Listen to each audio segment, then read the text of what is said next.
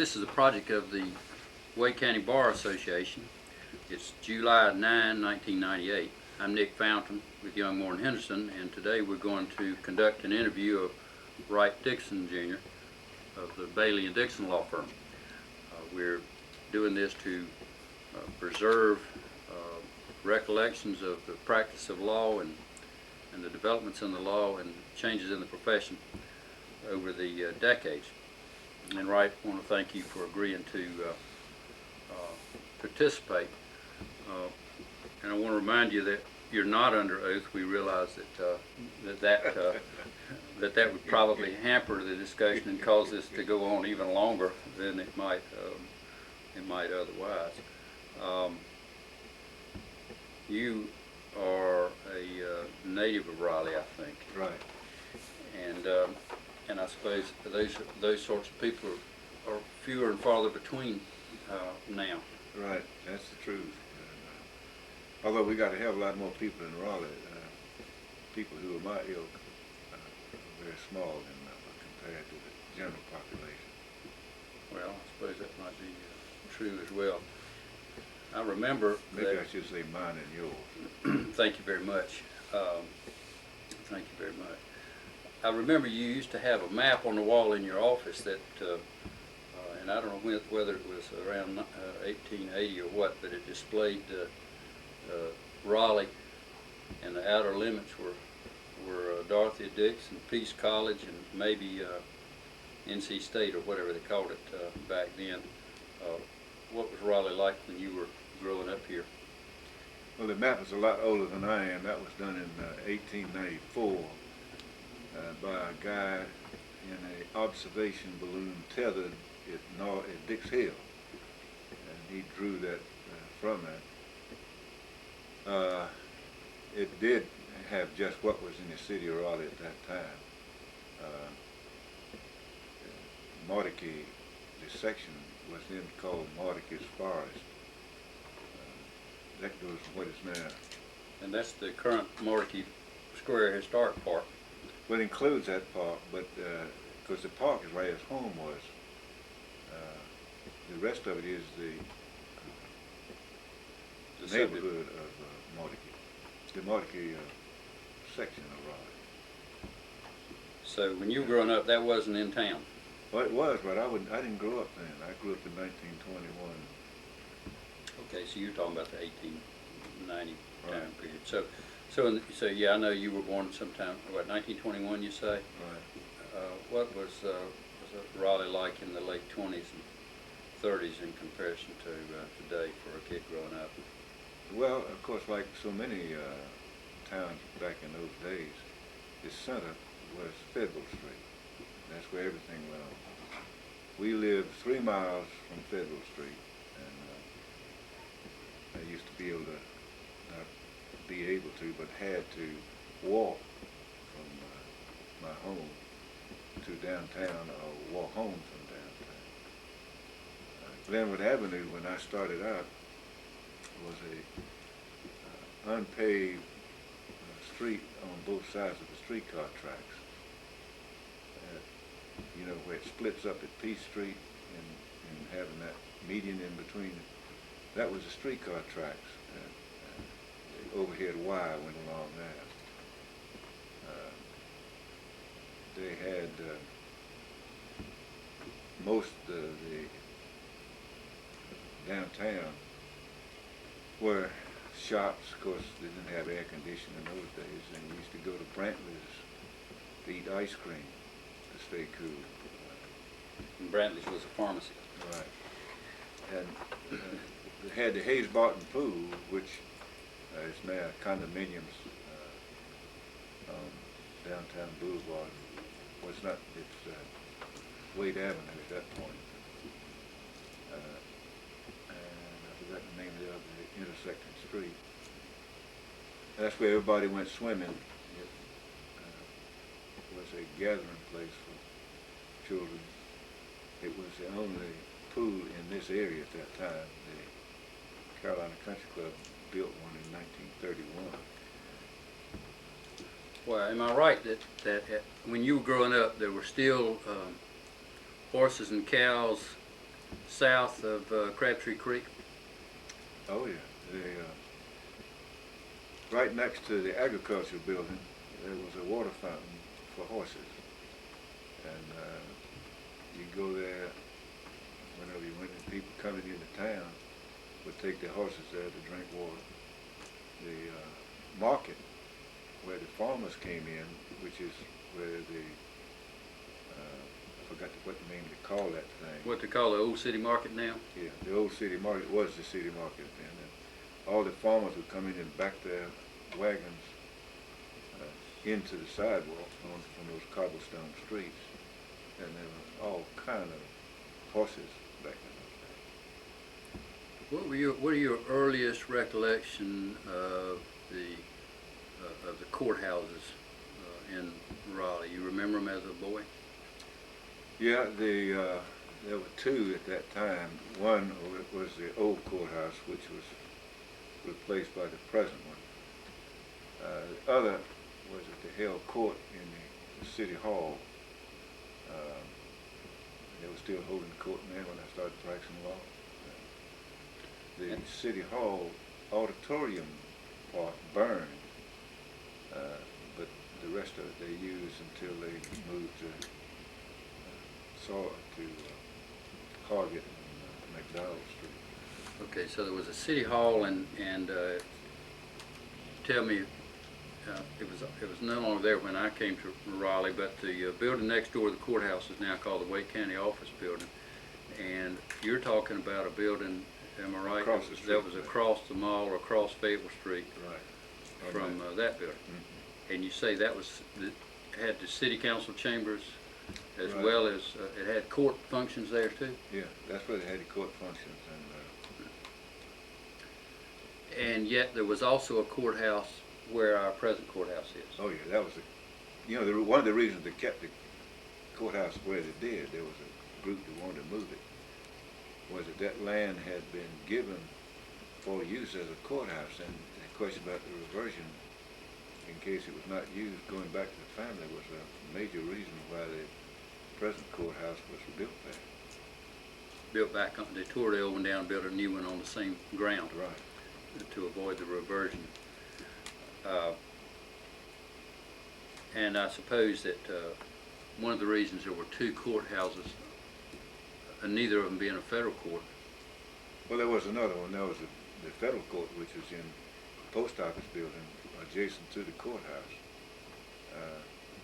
That stayed there until that courthouse, courtroom stayed there for years. Even after they built the new. And still in use for bankruptcy matters and some other things, yeah. I think. Okay, but that is because there were a variety of lower level courts, yeah, at that time. And JPs particularly, and every community had their own city court or town court, and they all operated off of special legislation. Right. You ended up going off to school after your younger days here. You went off to school in high school, I think, did you not? Yeah. Your family didn't have any faith in the local schools, or what was the reason? My friends always said that when my father got a bonus for being a veteran in World War I, the family got together and decided what was the best thing to do with that money, being in the middle of the Depression, and they voted to send me off to school. My mother was glad for me to go, and to tell you the truth, I was damn glad to leave. A win-win situation, right, to ship you out. Okay, from there let's see, so when did you finish high school? 1939. All right, and you go straight to Duke? Yeah. From there? Right. Did you finish there, what did World War II do to you? Well, I was short of quality points in 1943, and so they sent me to V12 at Duke. From there I went to boot camp at Paris Island, Quantico through OCS and ROC. Then I was in the service for about 3 years. Well, let me back up to whatever 1940 or whenever. Before you went in service, did you have any ideas on what you wanted to do with your life? I was really a rather poor student, and my ambitions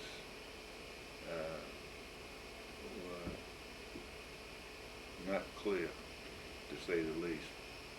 I remember telling some of my friends, parent and grandparent, that I wanted to be a criminal lawyer, at which time they laughed. I had a hard time to keep people from laughing coming along. So, then the possibility of being a lawyer. That came my senior year in Sewanee Military Academy.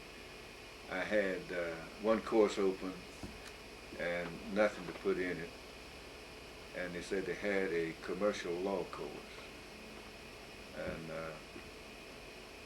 which fitted in my schedule, so I took it and was absolutely captivated by it.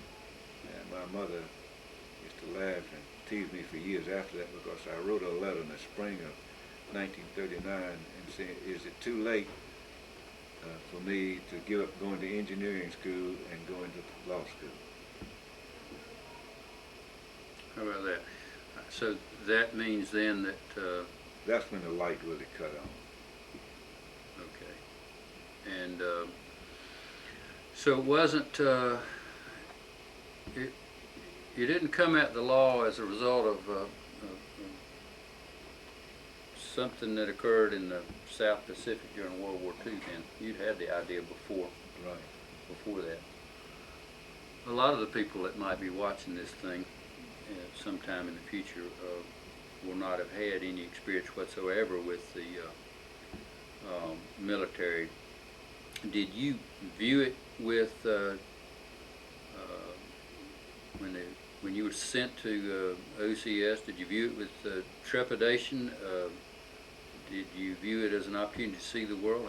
Did you view it as simply a matter of course, much like finishing high school and going on with additional education? By that time, you see, I'd gone to military school, and I'd had some military experience in the high school level.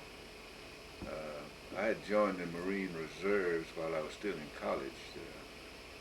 You wouldn't get drafted if you were in the reserves. So when Pearl Harbor came along, it became time to be serious, and the whole world, as far as the United States is concerned, turned around from being objecting to foreign wars and all this stuff to joining in and wanting to fight. And when I got to Quantico, the only thing I really wanted to do was to prepare myself to do as good a job as I could do. I was getting pretty serious about things by then. How were you? How old? Yeah, how old were you at that point? I was 22. Okay. Well, I would think that a lot of people had gotten really serious by that point. They sure had. It was a different world. I mean, I think it was in 1941, I believe, Congress extended the draft by one vote.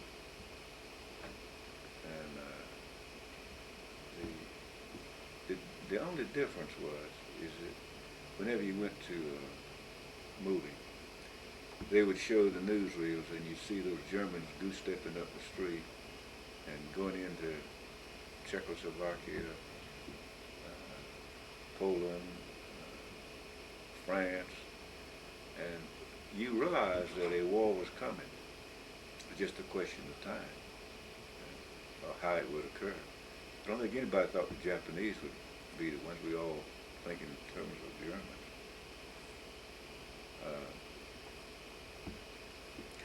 Do you remember where you were when President Roosevelt came on the radio after Pearl Harbor? Yes, I remember that very distinctly. We all, in the fraternity I was in, we were all sitting in the chapter room with the radio on, and everybody was there. And he gave that famous statement that the state of war has existed. And I happened to look around at the room at that time, and there wasn't anything but a serious face in that crowd. And as you might be aware, college boys are not given to a lot of serious faces. But you were all in an age group where you were very likely for your number to be coming up after that. So you went to war in 1943, do you say, and Right. stayed 4 years? 3 years. What all did you Well, see after and do? we got to Quantico, the Marine Corps had 90 days plus 90 days. You got 90 days in OCS to learn how to be, in effect, a sergeant. Then you had 90 more days. Is it 90-day wonders? That's right, yeah. 90 more days in which you were supposed to learn how to be an officer.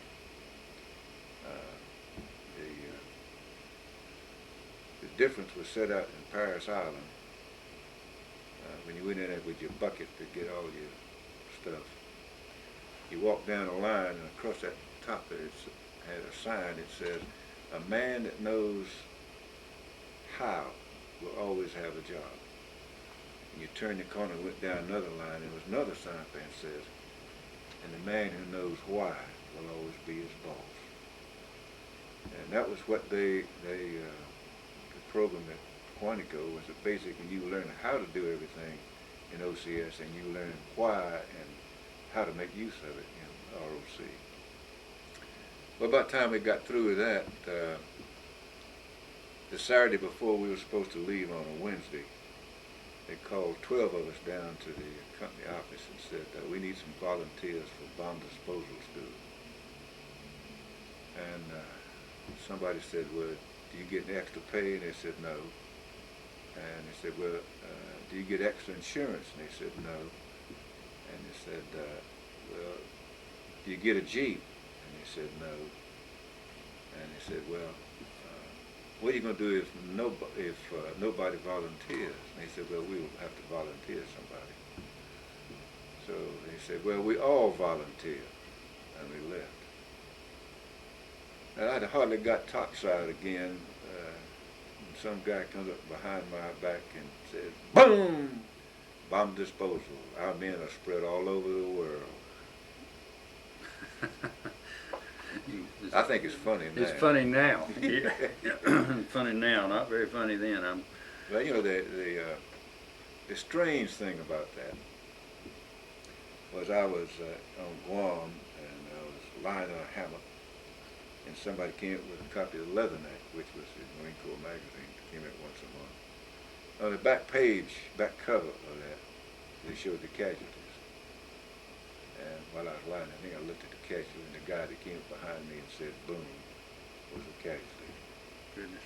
So you can't ever tell how it's going to work out. So you either had or learned a high level of fatalism. Either your number would come up or it would not.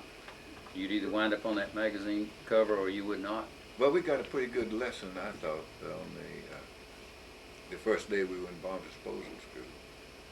The instructor said, "I want to tell you two stories." He said, in England, where bomb disposal started, this man went down in the hole, took out a pistol and killed himself. He says, "If you're going to die, for God's sake, die doing something." And the second thing says that he said that there is a German butterfly bomb, which is a very complicated thing and works in 3 different ways. And so there's a guy down there with his back to the thing trying to take it apart. He says, "If you're going to mess with it, put it right in front of you so you can do your best job."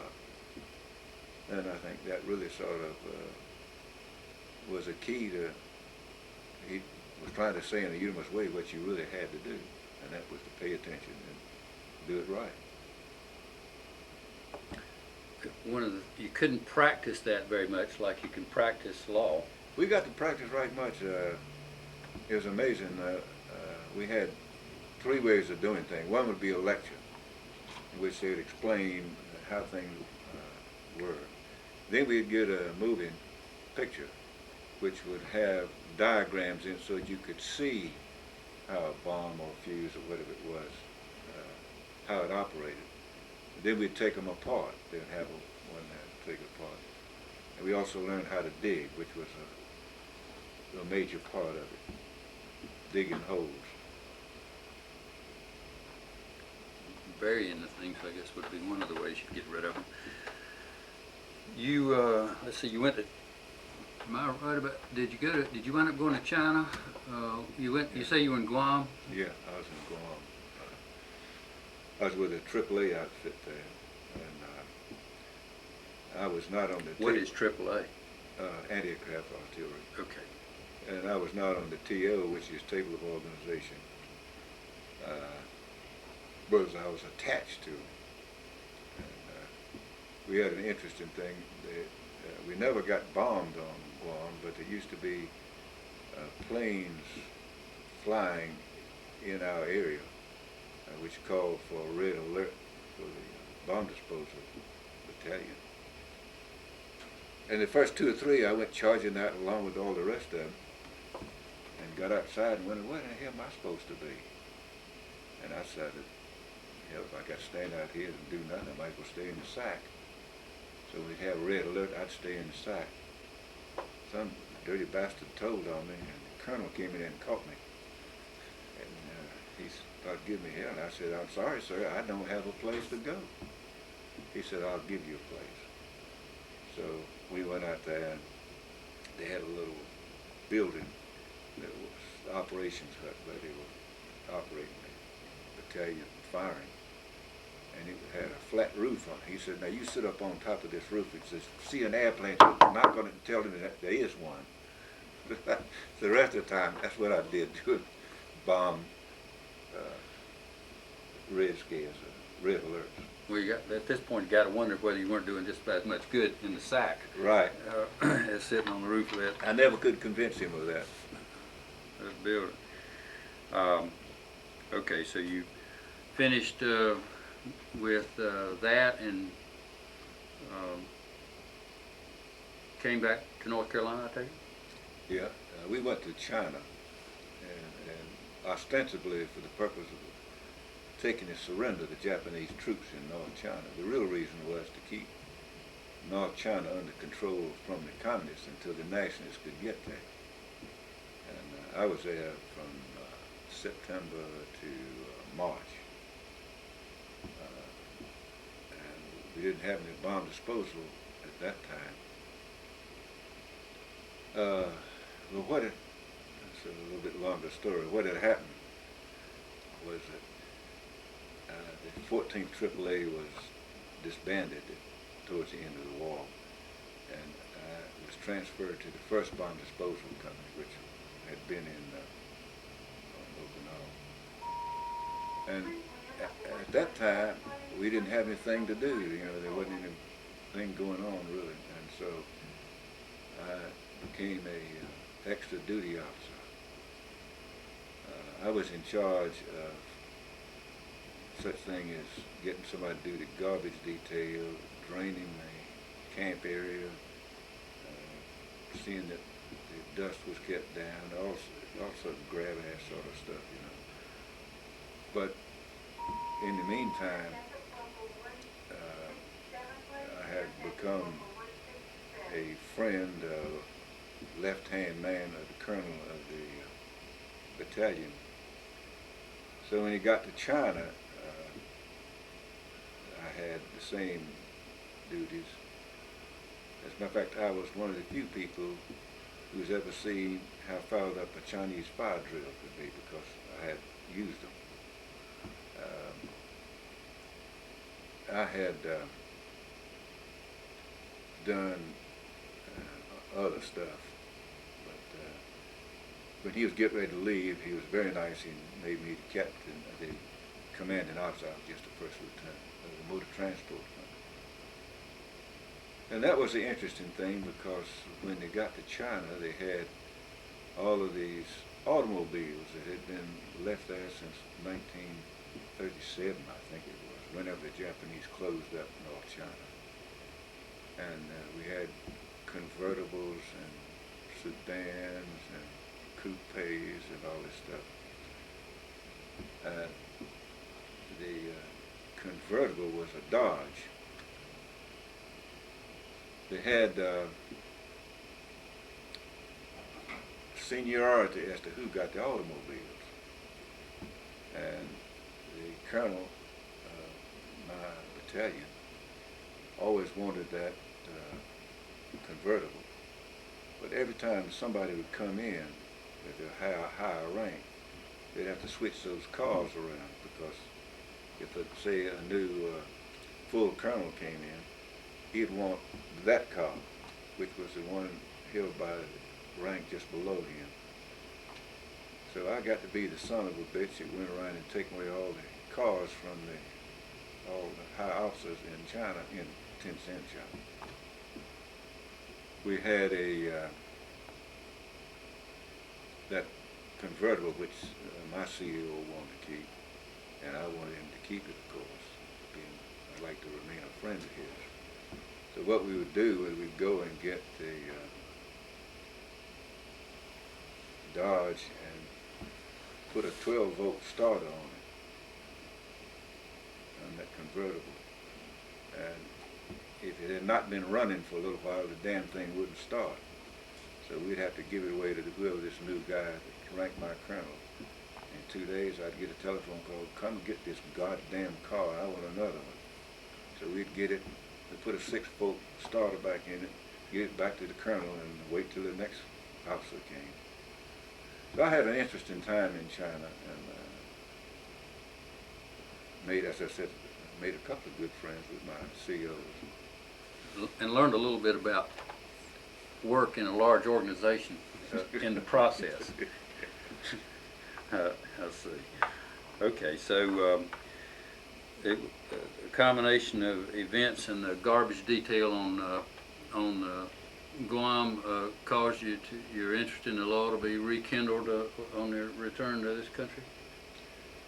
Or Nick, I was like a lot of people. I never thought anything about coming back to the United States, or getting out of the service, or getting out of the war, until after it was over.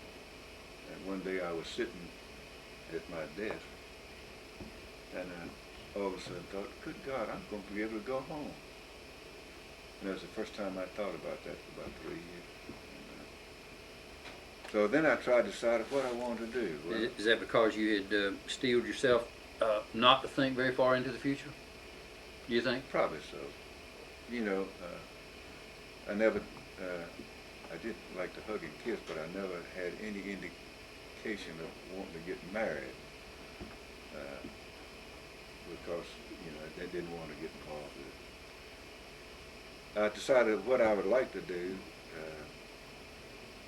and that took me about 2 days. I did all kinds of things. I was going to go to Europe and live over there and learn to play the piano.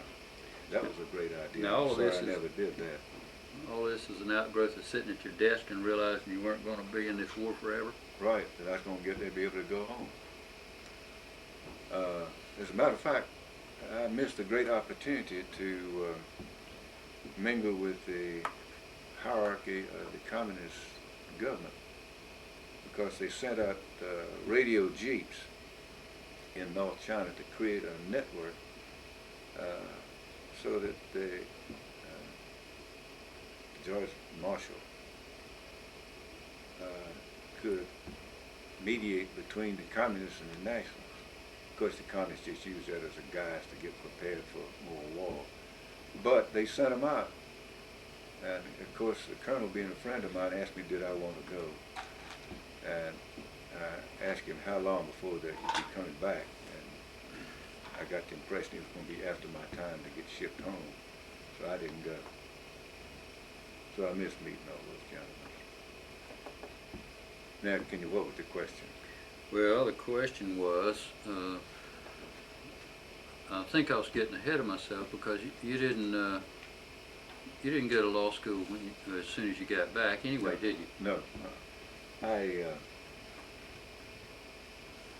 I went back, what I decided I had to do, whether I was willing to do it, was to go back to school and get my degree. So I went back to Duke and got my degree in the end of the next year, 47. And by that time, I was like everybody else, just dying to get out and make $1 million. That was everybody's ambition. Get back out and make $1 million. The first thing I did was I got a job at the advertising agency, which always appealed to me as a possible opportunity to get $1 million quick. And there was only one advertising agency in Raleigh at that time. That was the other decision I made. I was going to live in Raleigh. And I worked with him, and we were getting along pretty well, and then his chief,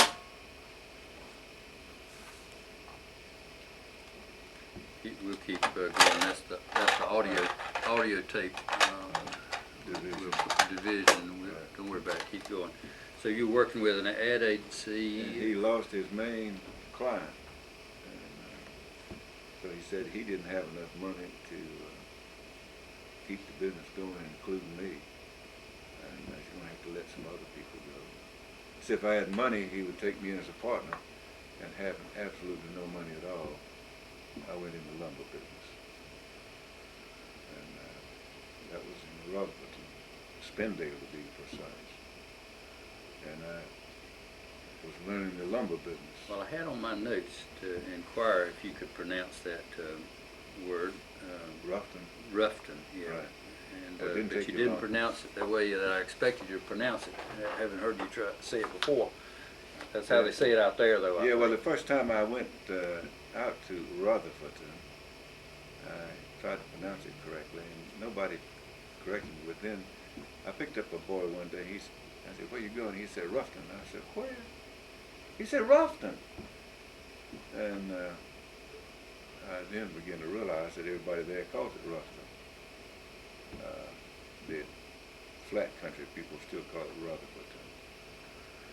Right. So I went up to there, and I was in that business, and I worked in the green yard, and I worked in the office, and I worked in the retail sales. I worked in everything in there, learning the business. And in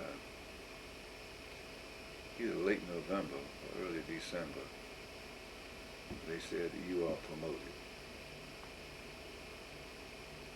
And I got to thinking, do I want to spend the rest of my life quoting 2 before 14 and talking about football and women in certain parts thereof as my total life?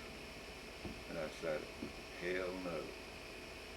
So that was the day But you didn't give it up entirely. Yeah. Well, you taught me a lot of things. And so I gave it up and applied for law school.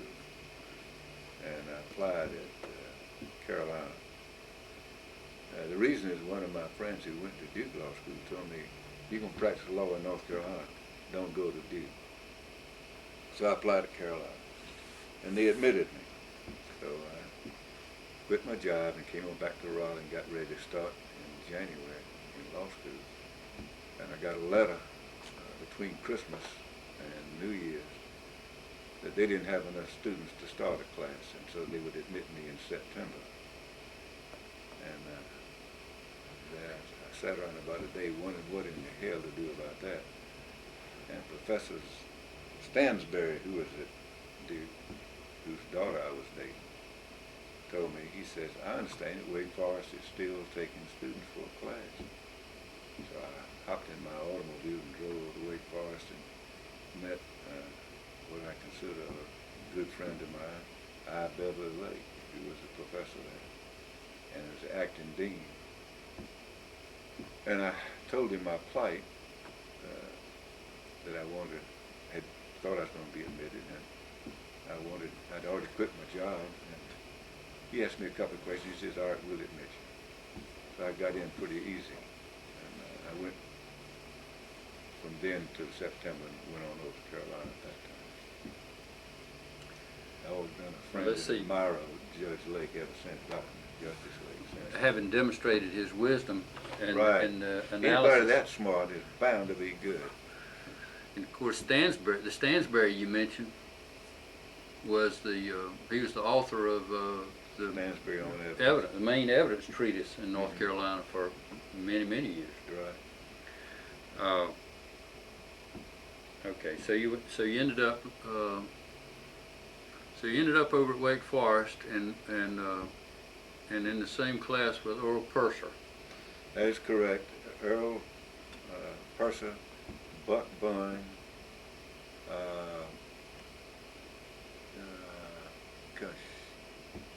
Earl, Buck. Carl Gaddy. No, Gaddy he was already practicing. Damn it. Jarvis Proctor, who didn't finish law school, and I can't think of his name. He was a lawyer in Randolph County. Worth Coltrane. And we commuted, and it was every day somebody had to take the crowd. And we would ride over there, and I found it very helpful because they helped me get started in law. I was starting in the middle of the year, and as I said, I'd been out of school for a good while. And he talked about Earl Purser. Earl was in his drinking years at that time, as well as his female years. And some would say he stayed in both for some period of time thereafter. He did. His middle initial is P, and I won't tell you what it stands for. But Earl was sort of funny, and he'd be out drinking the night before. He'd come back and tell jokes all the way from Raleigh to Wake Forest. And by unspoken agreement, nobody laughed at his jokes. So then we'd come back to Raleigh from Wake Forest, and somebody would tell each joke that Earl had told. We'd all break our backs laughing at it.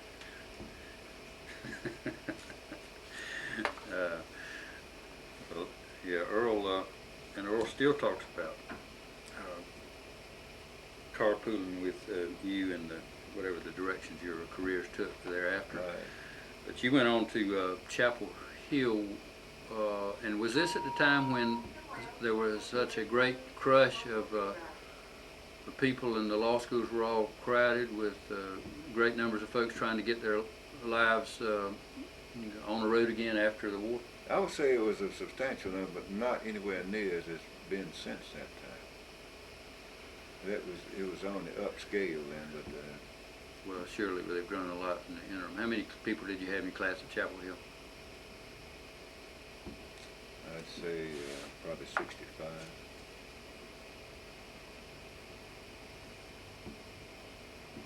How big was Wake Forest? Do you remember? Wake Forest is much smaller. I would say the 15 or 20 in a class was about normal there.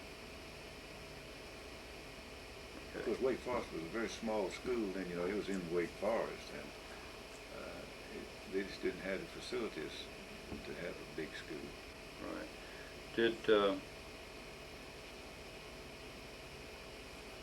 how many of the people at Chapel Hill when you got over there were veterans, do you think? What percentage out of that 65 people in your class were veterans? I would say that you're probably talking about 60 to 70%. There were some females, and there were a few young boys, but give and take, every day you were still dealing with veterans. I believe I've read that people at Harvard have said that some of the most brilliant people and productive years in the history of that institution were the years right after World War II, with a large cadre of highly committed, highly motivated people. Did you find similar things at Chapel Hill? Yes. The you take a boy like I was, you know, I didn't have any ambitions to do anything when I was coming along, other than eating 3 meals a day. But by the time I got out of the service, I'd got lined up. I was going, and I was just average. Where those others were doing the same thing. We used to drink and party and have athletics, but it was all just an adjunct to what we were really doing. No doubt about your motivation and commitment to your daytime studies, as it were.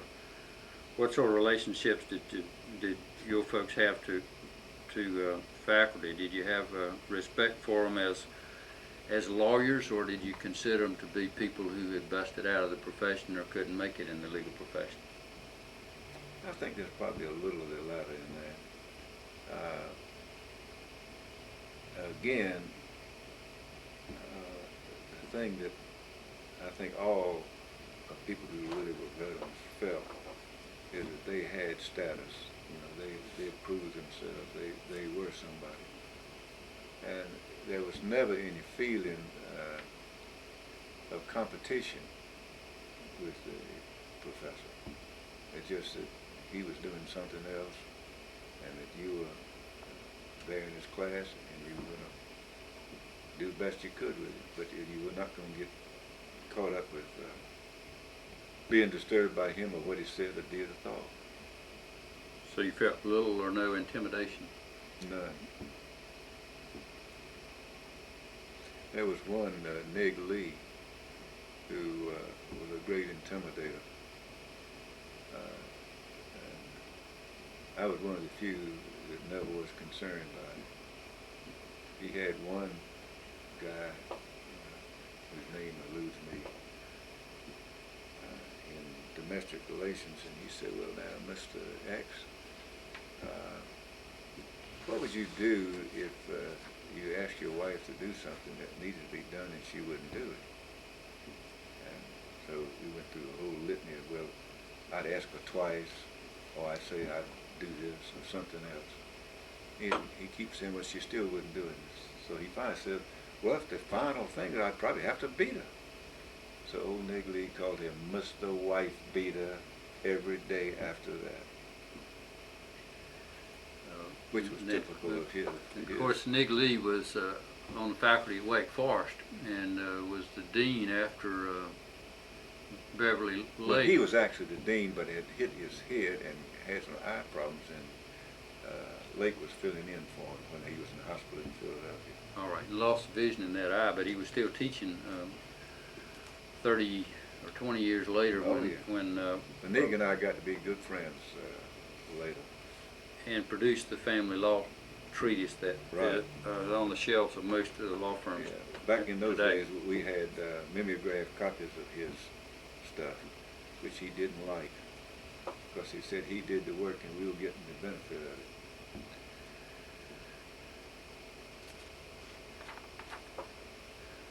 So, all right, well, so you finished the law school then, and when? 51. What were you doing with your personal life at that point? My wife Prince and I had gotten married in 1950 when I was in law school at Carolina. And I stayed in the Marine Reserves. And when the Korean War came out in 1950, she was frightened that I was going to be called back in to service. They never got back to calling me in. So I missed that great opportunity, happily. They didn't have to place me anyhow. I'd have to do something else. We lived there in Victory Village in Chapel Hill. And had a lot of good friends, and like I said earlier, having been a veteran, we knelt to no one, but felt appreciative of anything anybody could do for us.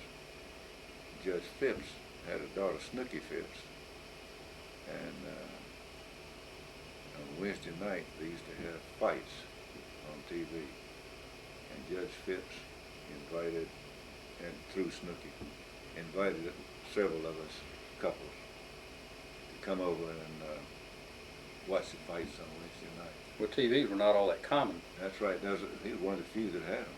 And as I said, we felt most appreciative for it, but didn't consider ourselves second-class citizens because we didn't have a TV. There's Lindsay Warren and Bob Wiley, and their wife, Bob didn't have one. He was the one that dated Snooky. Prince and me, and a couple others who I can't remember right now. Who all can you remember out of your law school class? I look inside of my coat pocket to see what my name is. I don't remember names worth a damn anymore. Well, you got so you got through, and then came on back to Raleigh again in 1951. Yeah. I came over, and I didn't have any idea what I was going to do. I did not apply to anybody. I don't know why. Just dumb, I guess. Well, I was going to ask today. I suppose a person getting out of law school would send resumes to 50 law firms or multiple cities and try to get on with some sizable firm. It's pretty different when you got out of it. Yeah. Well. I didn't really know where we were going to live. I sort of favored Raleigh. The Prince was from Goldsboro, and her father wanted to help, and so he got me an interview with Shaky Taylor in Goldsboro. Who was Shaky Taylor? He was a tailor and somebody, I forgot what their name was. And he had that little tick, his head went this way all the time. And he was a very good negotiator because when you sit there and talk to him, his damn head is saying no and you're trying to sell him something. Finally you say, oh, hell with it, let's settle. He offered me a job. And by doing that, he made me decide where I was going to go. And I was going to go to Raleigh. Archie Allen had written the dean over there and said that he was interested in somebody. And the dean asked me to go and talk to him. So I did, and Archie, I can't remember whether he asked me or whether I told him that I really wanted to practice on my own. And so I was an associate. Sub-leasing office from him. So you weren't. I was his chief dog robber for a couple of years. Okay, but you weren't getting a salary from him. Mm-hmm. So you just subleased space and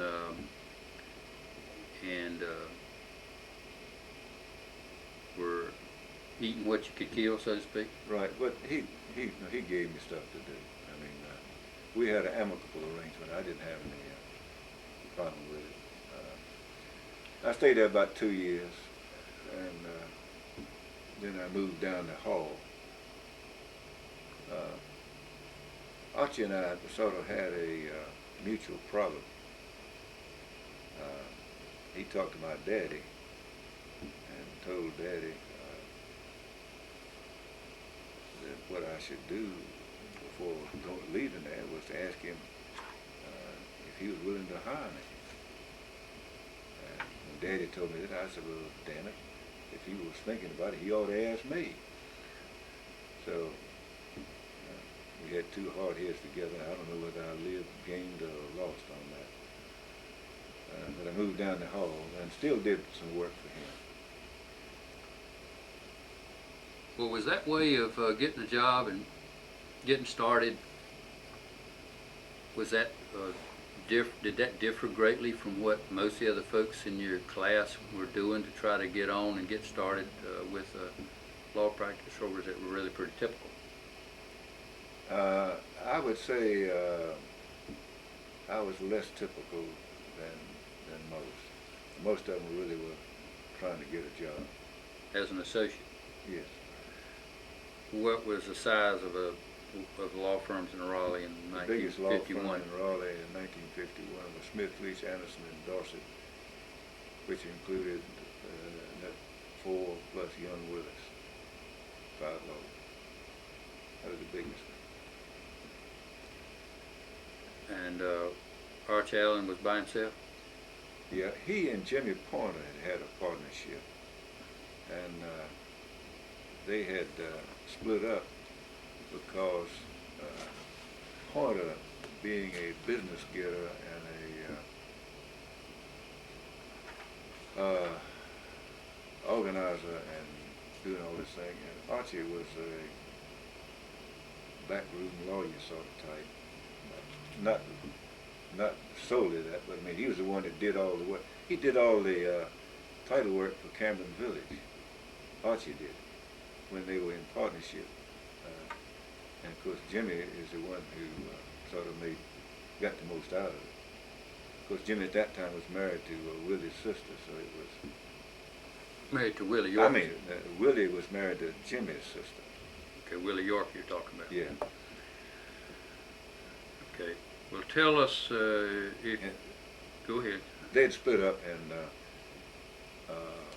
Jimmy had gotten Cornelia Trott to work with him, and had Marshall Hartsfield. I don't believe he had gotten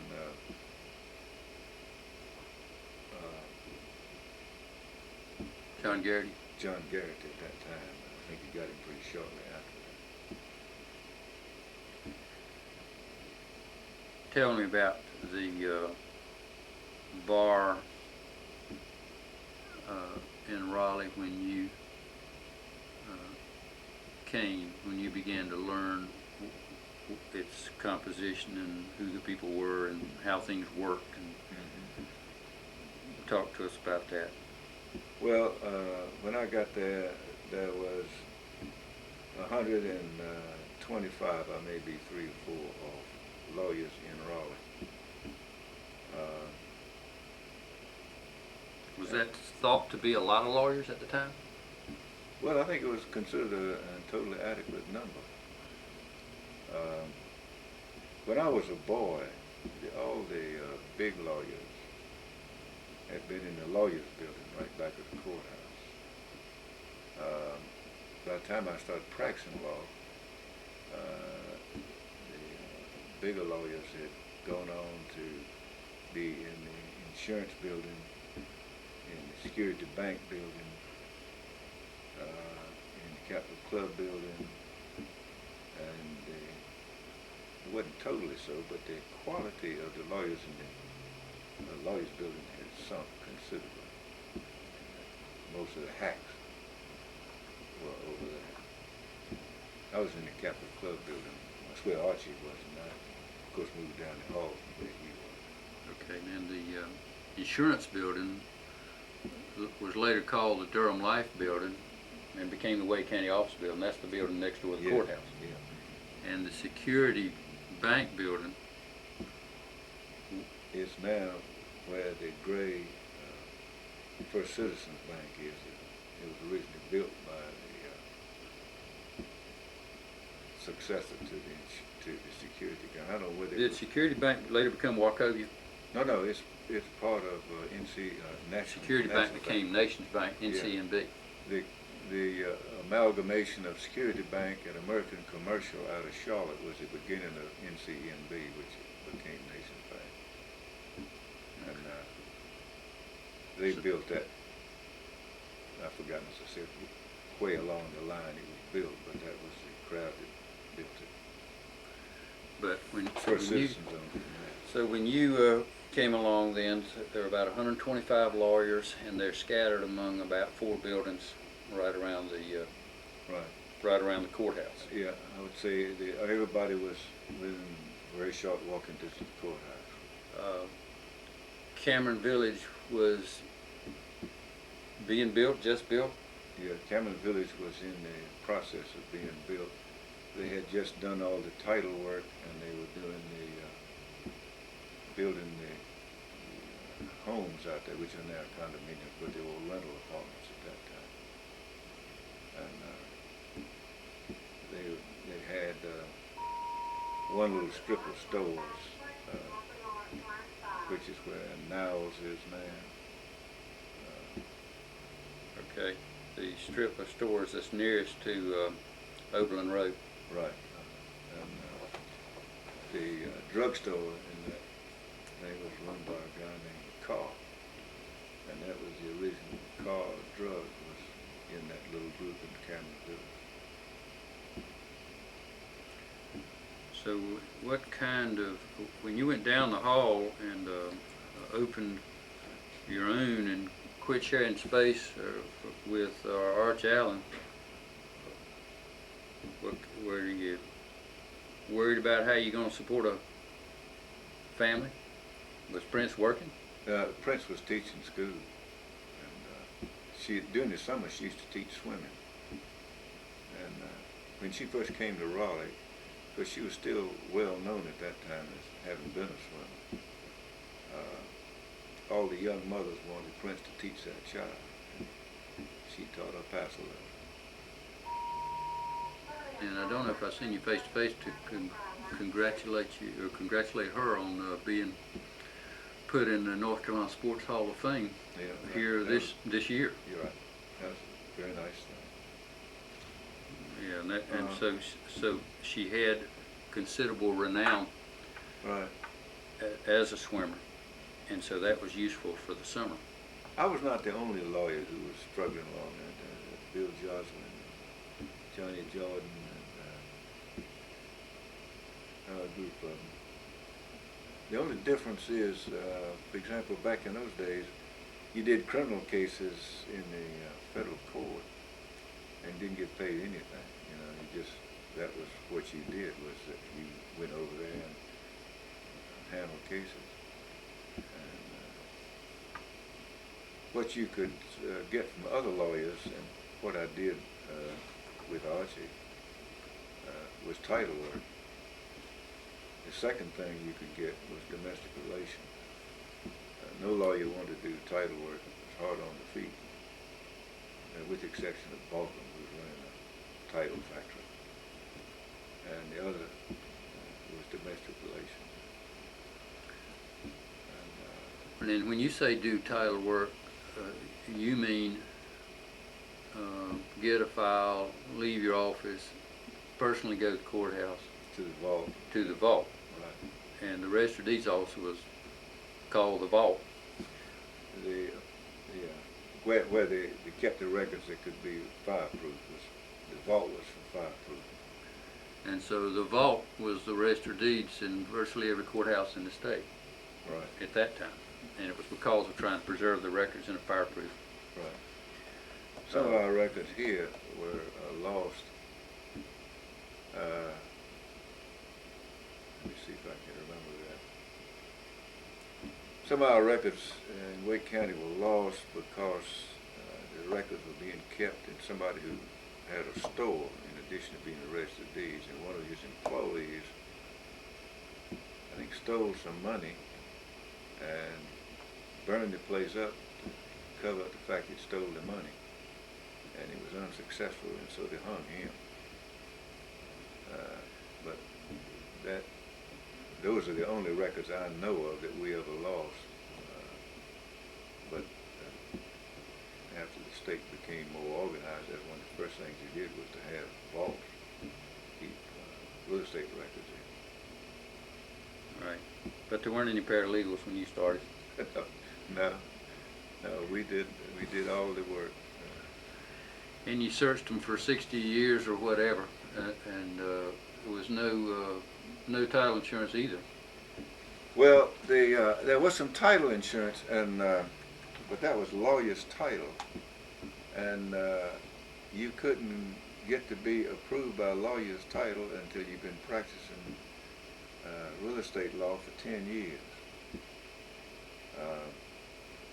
And that, of course, is one of the ways Jimmy Pointer got rich. He's one of those guys who'd been practicing before the war, and then came back after the war. But he didn't have the experience to get approved by a lawyer's title. So what he did was he organized Commercial Standard and got Cornelia McKimmon to do that, and they got insured titles, and they said, we will let every lawyer who has a license in Raleigh right now certify title and insure. And so he stole lawyer's title business within about 8 or 10 years. They finally merged, and I think Pointer's firm got to be called lawyer's title. But Pointer's that kind of guy, you know, he would see opportunities where nobody else would see him and develop them. Up till that time, you get a title from somebody, he'd have a lawyer's title approved thing, and so you would go and, depending on the lawyer, some of them would sit down and make you go through everything with them and show them how you found, what you found, why you found, so forth. Others, you'd walk in, he'd say, here's your money. So to get title insurance, you had to have a lawyer with 10 years experience to sign off on it. Does that mean you had to split the fee on the real estate typically with the lawyer to get it done? The one was splitting the fee was what he would pay you. You were a peon. Okay. They might call it technically splitting the fee in order not to be in violation of something or another, but you were just getting paid. For labor. Labor. All right. So that was the nature of the real estate practice, and that formed a large component of what the young lawyers did. You're right. I say federal criminal cases, titles, domestic relations are just about it. Okay. And so that it was not typical then for a young lawyer to come out and become a litigator or a transaction specialist or... Well, you see, I wanted to be a litigator, and that was the reason that I didn't go with Archie, was that he did some litigation, but he was not basically a litigator. And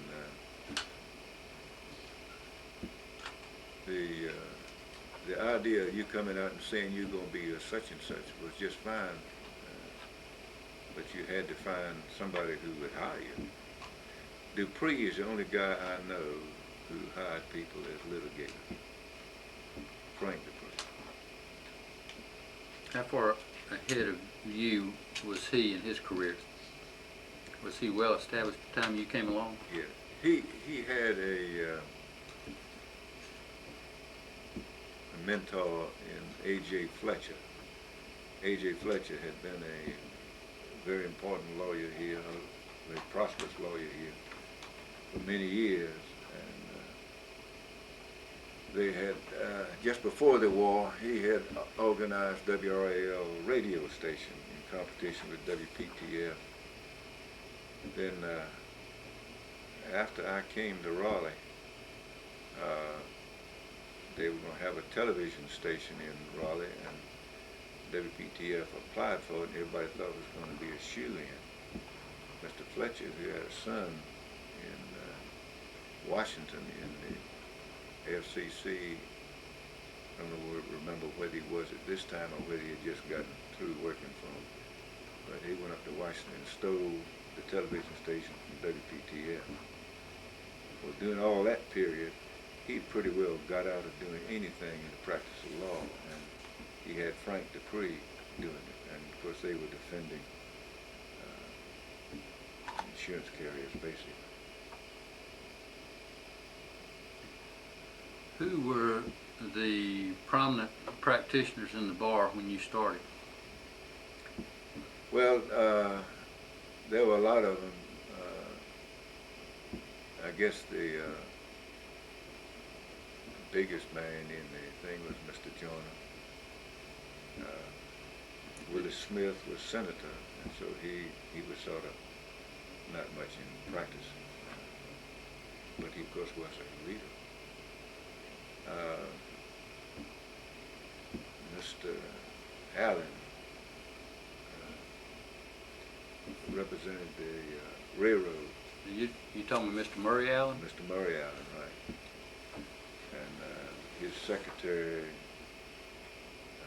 was my in the can't think of his damn name. I'll think of it. Mr. Sims was still living, and he was a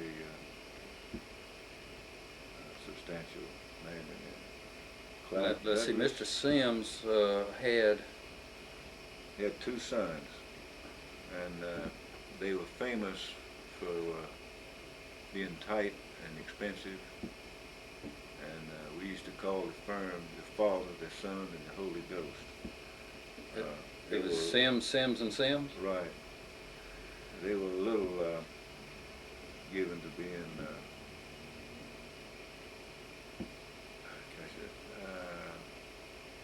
holier than thou. Well connected. Bob Sims, his son, was a pretty good guy, but I think he never sort of got away from the other two. Okay. And they were well connected in the Baptist church, I believe, also. Is that right? Yeah, until Mr. Broughton stole it from him.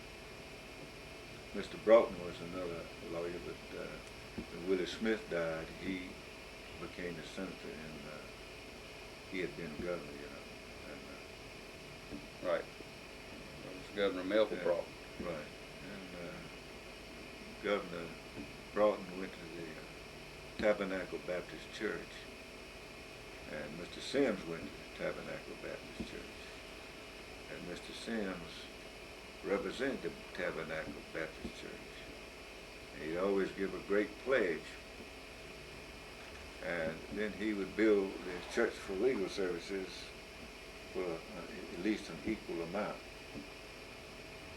I was not present, but this is the story. So the Baptists, you know, get up and announce what they're going to pledge to the church. Mr. Broughton sat in the back of the church, and Mr. Sims got up in his position of leadership in front of the church and said he was going to give X amount, I assume about $2,000 to $3,000, which was considered quite a sum back in those days. And so they got back to Mr. Broughton, and he got up and said he would give an equal amount and do the church's legal work free. Stole that church and shipped right away from him. There was a story, Mr. Murray Allen that you mentioned a minute ago, was, you said, one of the Railroad lawyer. railroad lawyers. Right. And am I correct that being the railroad lawyer was, at least among the defense side of things, was the thing to be when you started? That is not incorrect, but it wasn't just the defense. If you were a railroad lawyer, you were a big dealer in every way.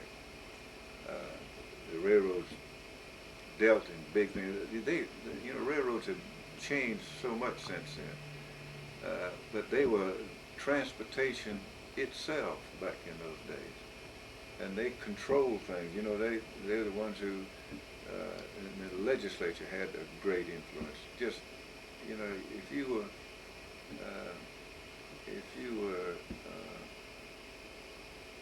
a railroad lawyer, you'd probably be somebody like lawyer for the sole lawyer for CP&L, for example. You were a big dealer. Okay, so it was a major component of the business world. Right. It was big business, and it was transportation, and it was litigation because you had all the train wrecks and so forth.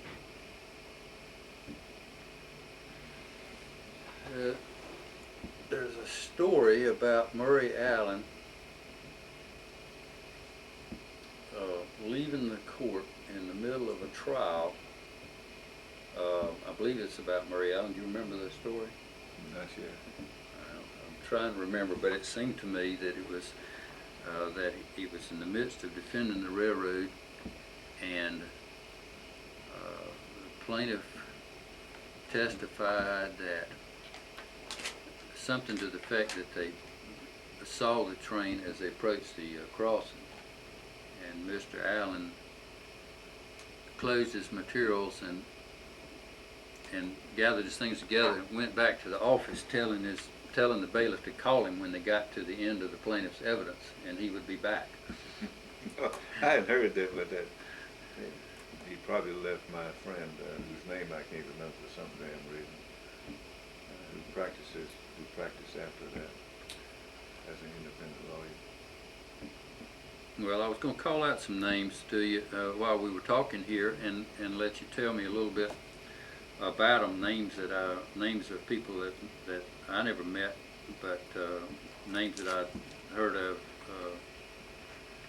being discussed perhaps when I came to Raleigh. Murray Allen was one of those, and apparently the reason for leaving that he was so confident that single statement would get the case dismissed at the close of plaintiff's evidence for non-suited on contributory negligence, that he saw no point staying there any longer.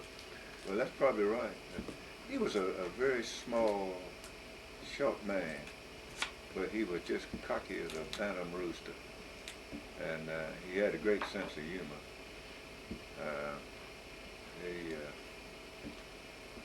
Some guy who he didn't like, competing lawyer, died.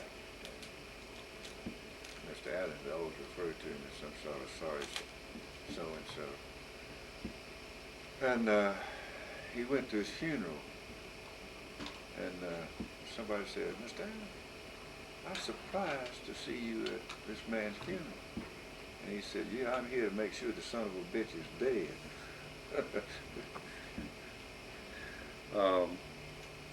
Tell me about Tom Ruffin.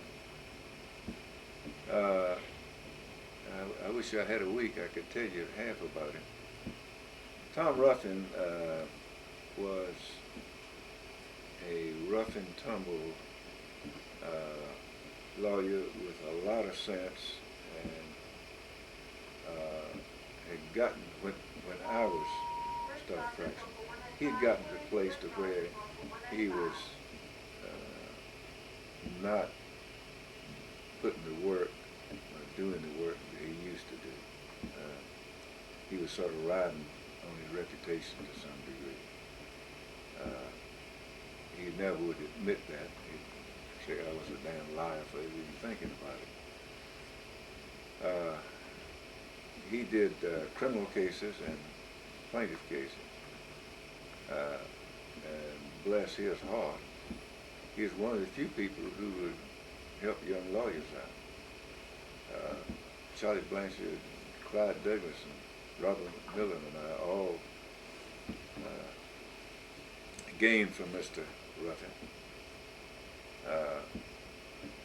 He had a great sense of humor. I remember one time he had a case and wanted me to help him in it.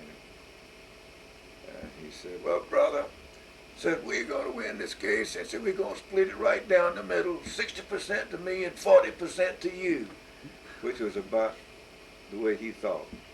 And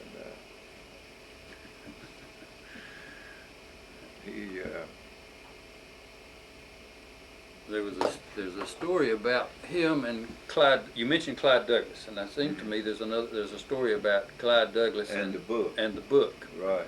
Can you remember that one? Yeah. Tom had this notebook. It was the first notebook I'd ever seen, a lawyer's notebook. Later, Judge Malice had his, and from that they developed this notebook that we all use now. Now you're talking about a digest of opinions, Yes. and that later became Judge Mallard's set later became a pattern jury instructions. That's right. For a civil superior court. Right. Well, anyway, you say that Tom Tom had Ruffin his had his notebook. own set of notes. Yeah, he had his own notebook, and he had put a hell of a lot of work in that notebook, in my opinion, at one time. But I think, as I was trying to say, is by the time I started practicing law, he was sort of getting on the whole weak side. And I don't think he kept the notebook up. I don't think he really had. If you looked at his notebook, if you were looking at something that happened a while ago, it was complete.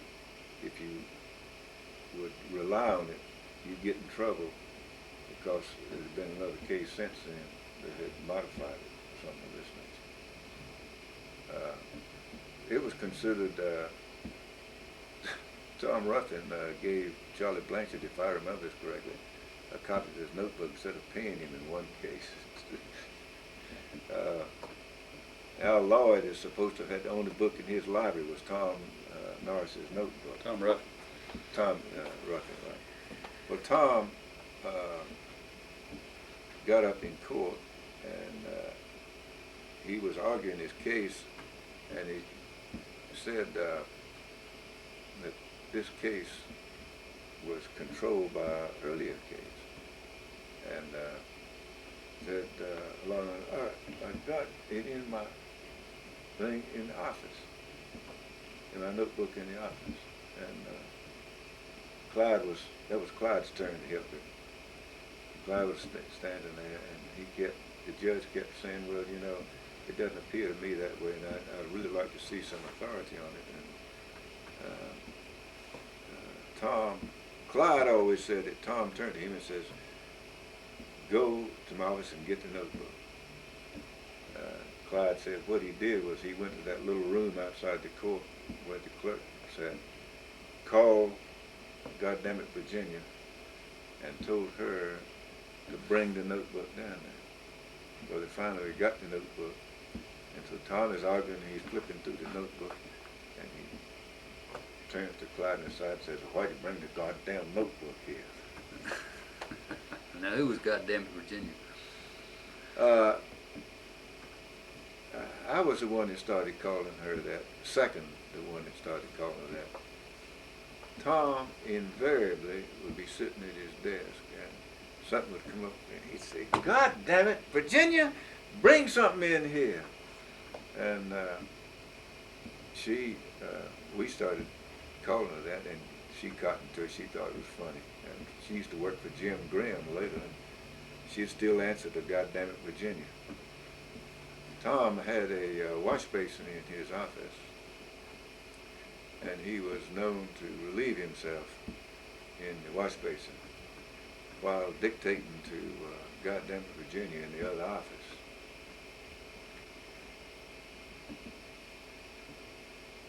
She was a great person. She knew all of Tom's shortcomings and still loved him. Otherwise, she'd have quit. Well, that was a poor choice of words in the context of your previous remark. Tell me about Clyde Douglas. Old Clyde. Well, both of them. There were two. Yeah. Mr. Clyde Douglas was the son of another Clyde Douglas who was a lawyer. And he was a very good lawyer in trial work. That was basically plain. And they had an end to business with the railroad union. all the railroad people who got injured or anything like that always ended up with Douglas and McMillan. That's Mr. Roy McMillan. That's what he called himself. His name was Robert Leroy, and Robert is named for him, but he always called himself Roy McMillan. They had a firm, and as I said, they had a substantial amount of business that came from a certain class, and they did very well. They had a big volume. They used to control the calendar. You'd go to the calendar meeting, and the thing would be full of all of their cases, and you'd have to go because you never knew when they'd continue them all, and then all of a sudden you were coming up. They had Well, I guess that begs the question of how did cases get set then as compared to now? well, they what you did was that you asked to be put on the calendar, and you'd be put on the calendar, and then they would have a calendar call, which was opening of court. And at the opening of court, they would then go down the calendar and they call the first case. And the first case would either say, I'd like to make a motion to continue, or we're ready for trial. And then they'd go to the second case all the way through. As I said, Douglas and McMillan were great at jumping the calendar around. For example, if you were defending and they were plaintiffs, you didn't know until the calendar call whether they were going to make you try the case or not. And they were not averse to going over and talking to you while the court calendar was going on about whether you wanted to continue this case, or they were ready to try your case. So it was a maneuvering position, and I don't mean that they were the only ones did it. That was the game, and everybody did it if they had enough cases. If you were like me, I never had enough cases to maneuver anything. Well, now, then the lawyers had substantial control over the calendar, what got on it, what stayed on it, Right. as contrasted with, well, there was no trial court administrator. No. And the judges would be rotated through and coming in predominantly from out of town. Right. And so it was left to the lawyers to run the calendar, get the calendar set up, Right. and to largely determine what was going to be left on come Monday morning. Well, we later had a revolt and got tired of being pushed around, and we got a calendar committee. Frank Dupree was the first chairman of the calendar committee that I remember, and I followed Frank as chairman of the calendar committee, and we met on Wednesday. And there were people who were still, say they wouldn't even come to the calendar meeting, for example. So at one time, we passed a rule that if you didn't show up, we were going to continue your case. Surprisingly, this massive would just beat the damn walls down, bitching about that, because he said he might not be able to show up. We never could convince him that the idea of the damn thing was to keep people from working the calendar. If they didn't show up, if they didn't care enough about it, they wouldn't do it. So that evolved eventually into the trial court administrator running the calendar. So, but as you got a calendar committee, then your committee or Frank Dupree, Judge Dupree, handling that committee, had the blessing of the resident judge, Right. and so there was some muscle behind it in terms of getting things to move.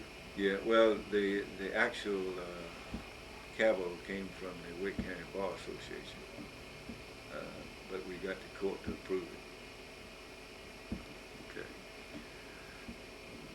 seems to me that you talked about Clyde Douglas getting a lot of cases from the railroad union, or plenty of cases. Did he not have some kind of a deal with Carl Churchill as well, or was that later? Or was that not all with Clyde? By the time Carl Churchill got into it, I was not involved with anything that he was doing, so I really don't know. Okay, well, Carl Churchill was a prominent criminal lawyer. Right. And had to have somebody to handle all the civil cases that fell out of the criminal work he was doing. And I was trying to remember whether your experience was that he had a trading arrangement with Clyde Douglas. He very well could have. I really don't know. All right. You mentioned a while ago that Tom Ruffin was one, I think you said one of the few who would help a young lawyer along. Then you don't agree with the view that you came along at a time when the profession was collegial and that all the lawyers would help each other and give each other work and get a young lawyer started and those kinds of things? Was it not as has been stated? Well, as I said, they gave us titles, domestic relations. They would help you, and if you had a case and didn't know what the hell to do, you'd go to see, say, Mr. Williams. I can't think of his name either. Lacey Williams? Lacey Williams, who wouldn't give you a nickel, but who would help you figure out how to run a case and take plenty of time to do it. I mean, what he was willing to do was to help you with his experience, but not take money out of his pocket, one way or the other.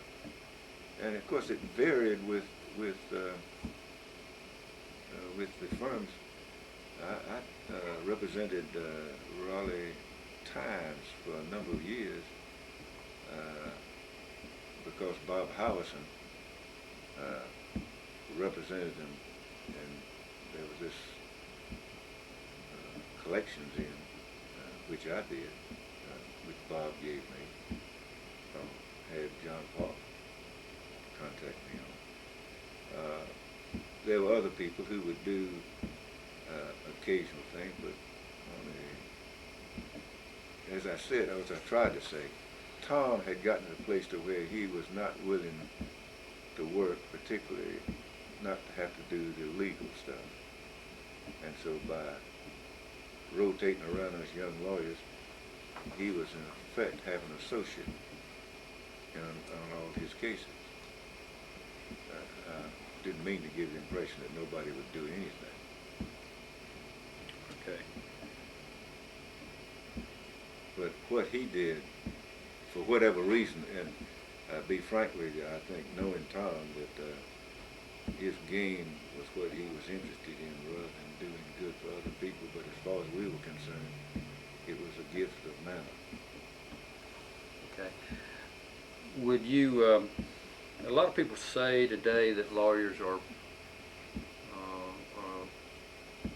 really viewed as the scum of the earth by a great part of the populace, or that they're not respected in the community. And I'm sure you've heard those kinds of things and the lawyer jokes that are told today.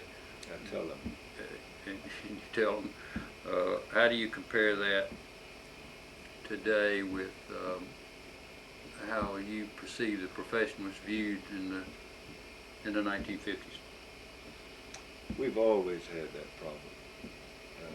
It was not as justified then as I feel like it's justified now. Okay, how do you feel it's justified now?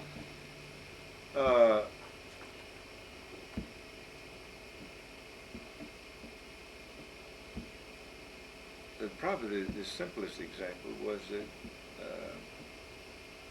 you could trust another lawyer. In other words, if you needed more time to file an answer, you call him up and say, Nick, I need a couple more days. And you say, sure. And that'd be the end of it. Get it done. There were some people who used to take advantage of that. They would call you and get you to extend and extend and extend. Finally, you'd have to write them a letter and say, either by X day or that's it. I'd be scared to death to try to do that with a lawyer today, unless it was somebody I knew that had done. Well, let me ask you then, do you consider that it is because in a bar the size of Raleigh, there are a lot of lawyers who don't know each other? Well, because I think that's certainly a contributing factor. Well, what are the other factors?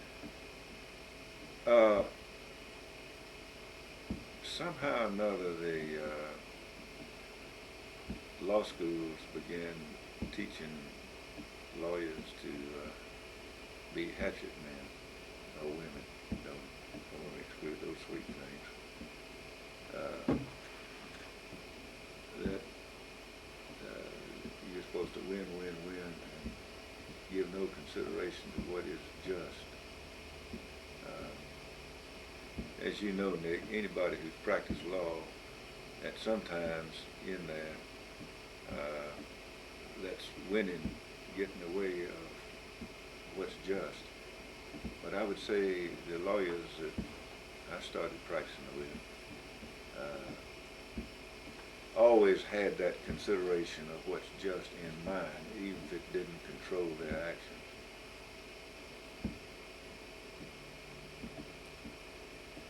So it's partly the law schools, Well, partly... one of the people that were probably the exception to that was Sims, and they were universally despised for it. Was the bar in Raleigh different in that regard than other places in North Carolina? We had always heard that the Durham bar didn't get on very well together. They were always fighting like cats and dogs over there. One of the things, and particularly lawyers of my age, we got to be such personal friends that you couldn't screw a personal friend like somebody you never heard or seen before or didn't like the way they dressed. We all started out in the vault together and would tell each other secrets in the vault and then go to lunch together and tell those that wasn't in the vault what had happened and who had done what to whom. And it was a club with my group, and I would say that group you're talking about, probably the oldest would have been Charlie Young, and the youngest would be somebody 3 or 4 or 5 years younger than me.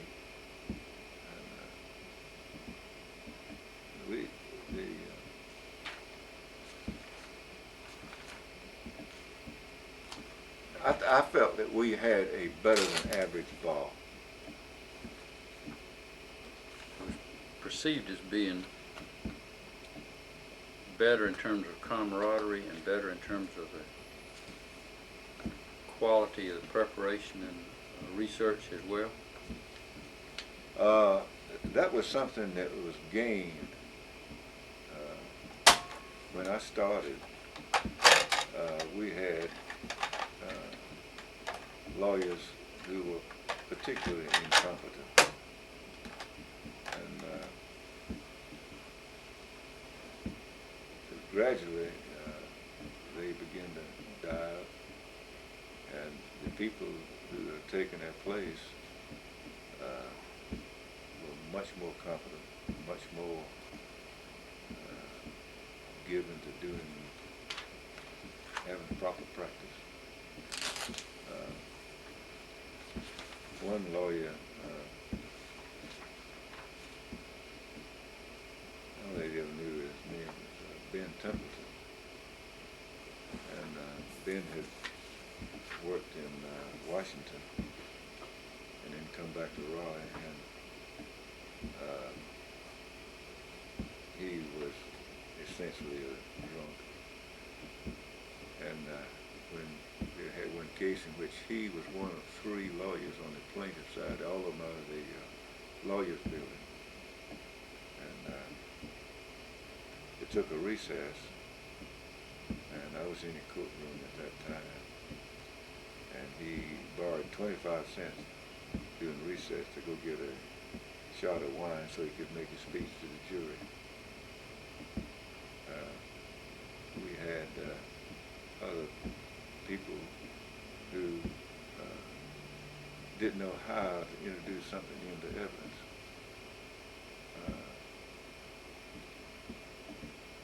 Mr. Ed Flowers, I think is the one I'm talking about, was trying a case in which John Anderson was defended, and he asked the witness if this wasn't a picture, and John objected, and so he asked him the same, wasn't this the picture, and that went on 2 or 3 times. So finally he just stood up and walked over to the jury and said, "Here, you take it." And they had some people who really were not competent lawyers. Now, the crowd that I came in with, of course, is the same thing I've talked about before, were people who really were in the business in the practice, to do it right. And so there was an upsweep in ability, and I would say also in collegiality and operating in the right way.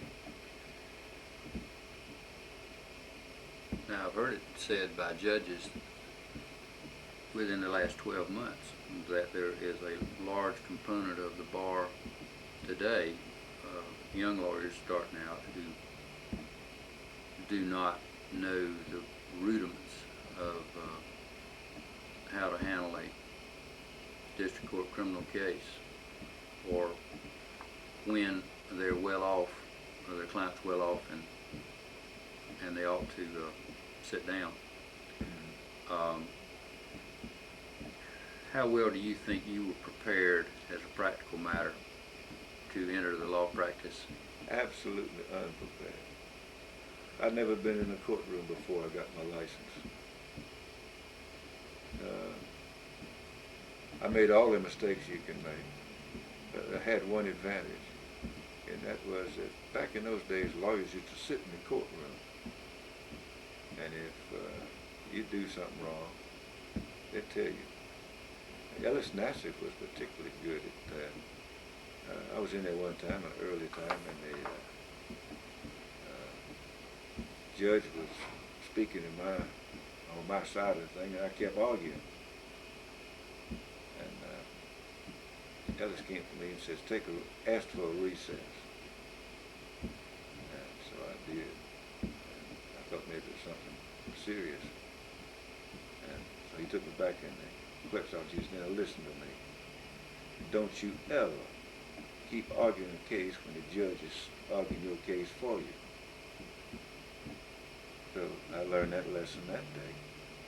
And there are others, I mean, and there are plenty of lawyers who, the reason I mentioned Lacey Williams is because Lacey got hold of me one time and straightened me up about something I was doing wrong, and that after that was when I started going to him to get, I thought, hell, I might as well find out ahead of time than wait until after it's over. So you had no formal mentoring arrangement, but you learned to seek out advice ahead of time, and other lawyers didn't mind stepping up and telling you anyway. Right. They would tell you, I think, if they thought you really were trying to do right, but just didn't know what the hell you were doing.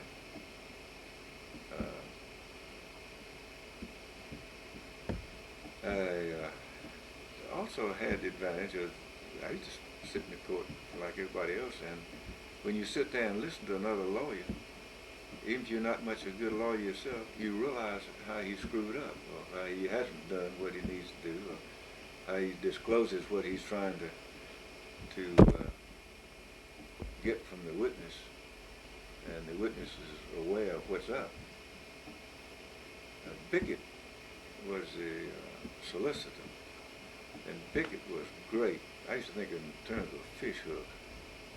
The old Pickett would start along and a line of questions right along over here, you know, and all of a sudden he'd whip that thing around and the guy's hooked. He'd run him right over here and then ask one more question, it's all over. Sam Ruark used to do the same thing. You could tell when he was hooking you, or was hooking your client, was that he would get to the point and he'd turn around the other way like it really didn't make much difference to him and ask the question. And you knew as soon as he started turning, he had him. Of course, the witness didn't know yet when that happened. Well, as in your case, it didn't make much difference. That's right. What do you think a young lawyer ought to be doing today to try to accomplish the same kind of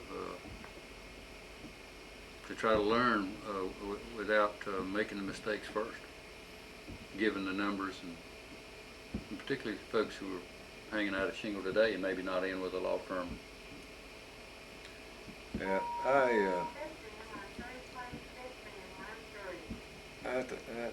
I don't know how you get rid of hubris, and that's what you've got a major quantity of when you get out of law school. You think you know every damn thing in the world. You think you know everything, and you don't ask the clerk of court what to do. You don't ask the deputy clerk how to do something. Or it takes a certain amount of getting your head knocked in before you get around to realizing that the way you learn things is by asking, unless you want to make a mistake and reinvent the wheel.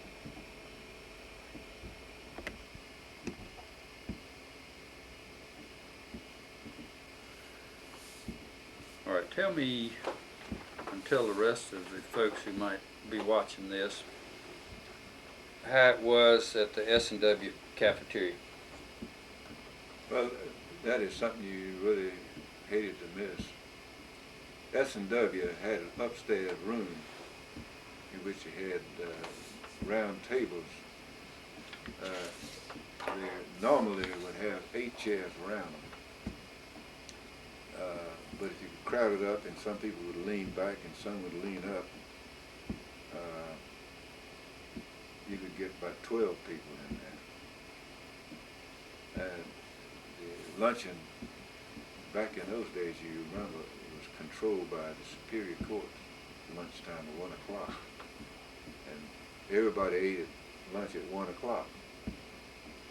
What you do is you get in the cafeteria line, get your tray and go upstairs, or sometimes it'd be open upstairs, and you go upstairs and go through there and go out, sit down, and either pick on or be picked on by somebody else. There was a lot of camaraderie and a lot of who shot John.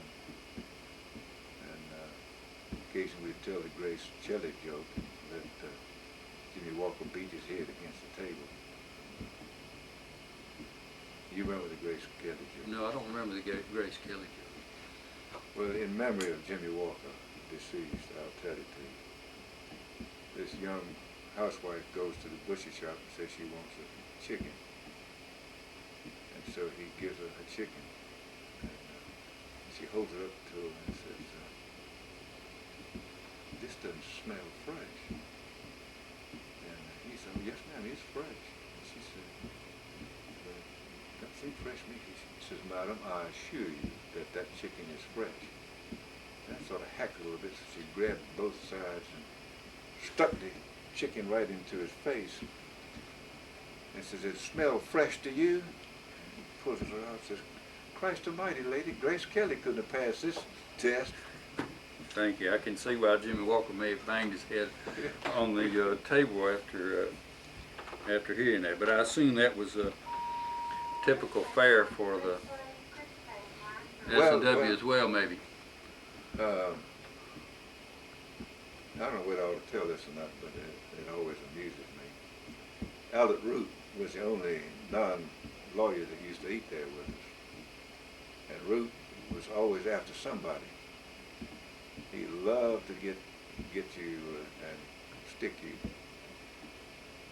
And he was sitting at the table one day, and as was his wont, he was sort of leading conversations and asked somebody, were they right-handed or left-handed?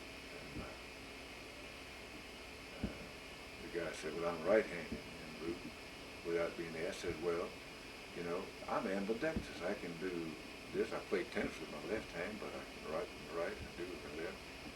And Joe Cheshire was sitting on the other side, leaning down like this, like he used to always do on that table, like this. He says, Root says, what do you wipe your ass with? And Root said, my left hand. And Cheshire said, well, most people use toilet paper. One of the other things they had was that they had a almanac back of the curtain at the end of the room. And that was because we'd get into arguments, and we'd argue, and they'd get the almanac out and settle the question. A favorite sucker thing was to ask somebody who was further east, Raleigh or Miami Beach. And if they didn't know, you had them hooked, because it's not the obvious answer.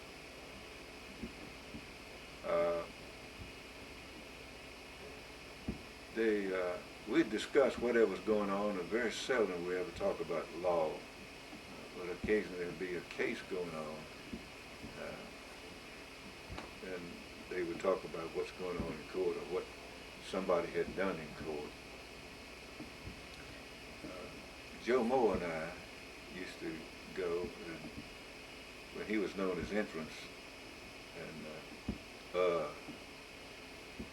well, let's, if you can remember your train of thought, how about digressing long enough to tell us why he'd be known as Entrance? The firm was named Ruark and Ruark, and had Ruark and Ruark up there, and then in small letters down below it had Entrance. And so Joe Cheshire put that on him, and he said, well, I see you're a member of the firm now, Ruark and Entrance. And so we called it Entrance for quite a while. The other thing was that Miss Ruth, who was the secretary of the firm, was an old lady, and Sam he used to just go crazy. Miss Ruth would always answer the telephone, Ruark and Ruark, so we called Joe, Miss Ruth was not a very good typist, and one day she typed up a paper and took it in to Sam, and he said, God damn it, Miss Ruth, you have won the championship. You have made more mistakes in this than anybody in the world. And Miss Ruth went out of the office and went over in Joe's office and sat down and started crying. And Joe says, Miss Ruth, if I was you, I'd quit. Being perhaps self-interested. Okay, and Joe and I got into an argument one time, and I forgot what we were. Oh yeah, we were arguing about whether you could take a non-suit. Now, one of the few legal questions we got into, and we argued, and I took one side and Joe took the other, and of course neither one of us would back up. So he said, well, I'll bet you. And I said, all right. And he said, well, what do you want to bet? I said, I'll tell you what I'd like to bet. I'd like to bet, if you are not right, that you write me a letter and admit that you were wrong. Done. So he found out he was wrong, and he wrote me the letter. And I got it hanging in my office back of the door. I showed it to Jody, in which the meaty mouth admission that he was wrong.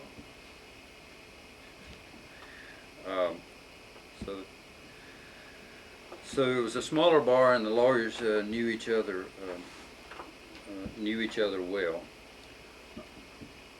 What were some of the cases that you had that you remember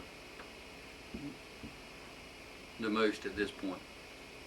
Do you have any that really come to mind? Well, one case I had. Do you remember the ones you won, or only the ones you lost? The ones I really remember, the ones I lost. I don't remember a lot of the ones I won. I remember one, the lady got killed in an automobile hit by a train in Wake Forest. Do you remember that case? I remember that case. At that point, I was an associate. Right. And they offered us $15,000.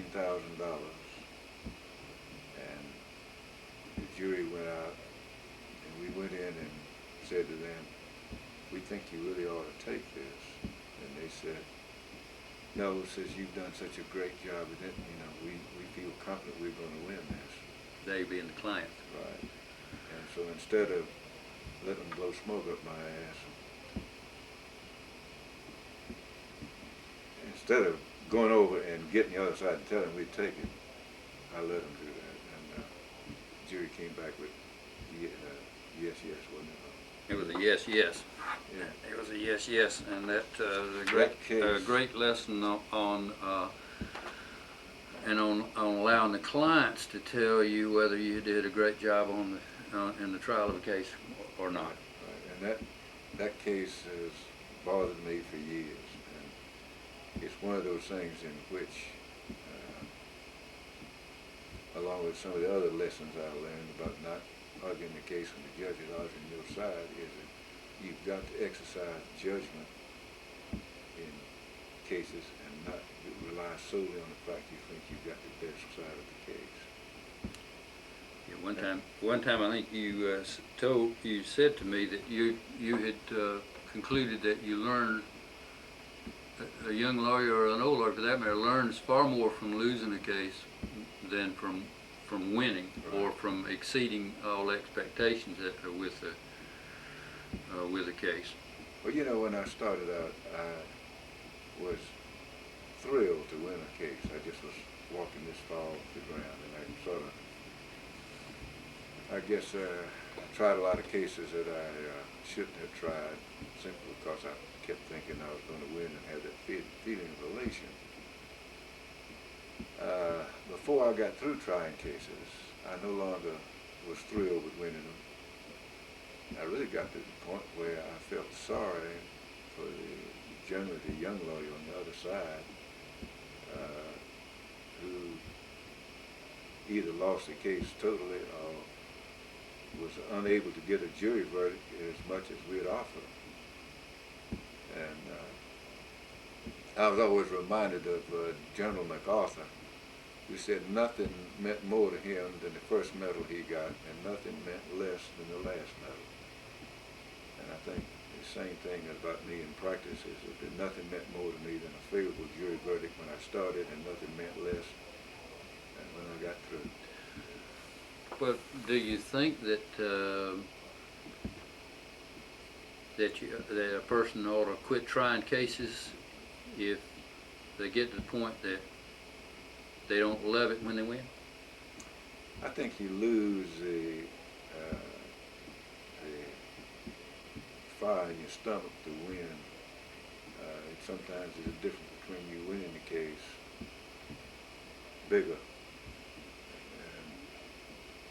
And although I better tell you the truth, I think judgment is the answer. In other words, if you exercise good judgment, you make an offer, and if that's unaccepted, then you pretty well well was stay with it, and quite often find out that you did right, that you made them stay off it. You talked about having to rely upon your own judgment a while ago. Tell the story about the ultimate last point in the case when you can take a non-suit.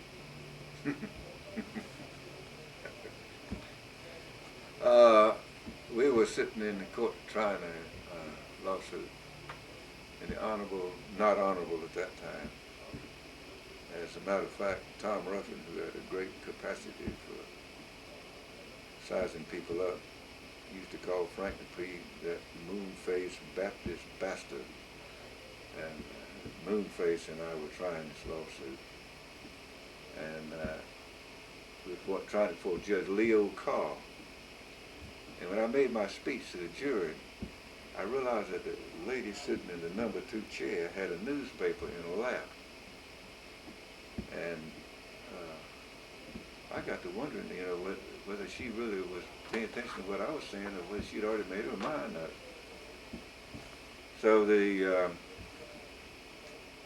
jury went out, and I forgot I had a friend of mine who was sitting in court, and we were sitting there on the front bench talking, and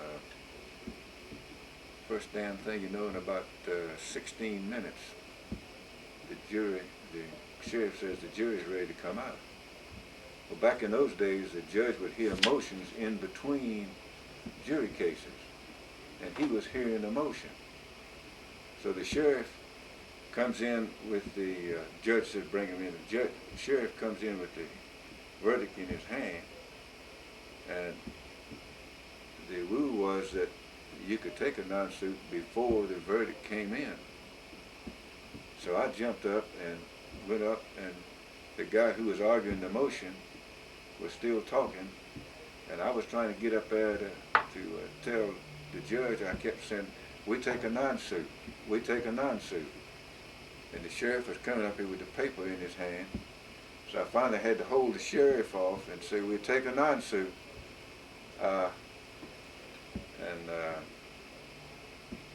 Finally, the judge stopped listening to the motion and says, "Now, what is it you want to do?" I said, "We want to take a non-suit." And he said, "Fine, well, all right." So he entered in the record, I took a non-suit. Dupree appealed it.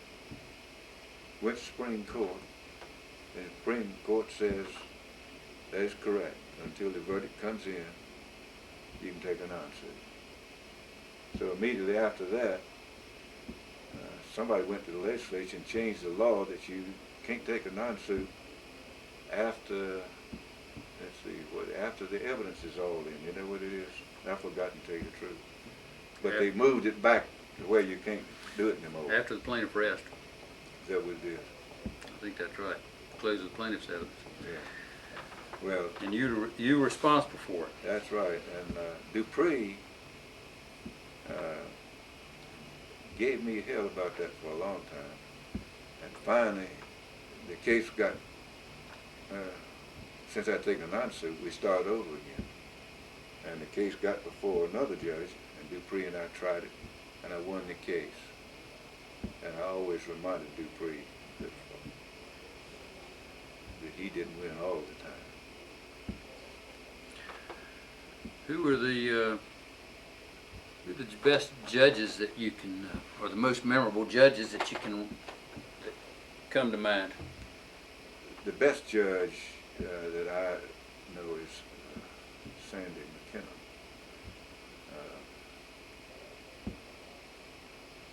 He, in my mind, was one who never seemed to get excited, never ruled wrong, except when he ruled against me.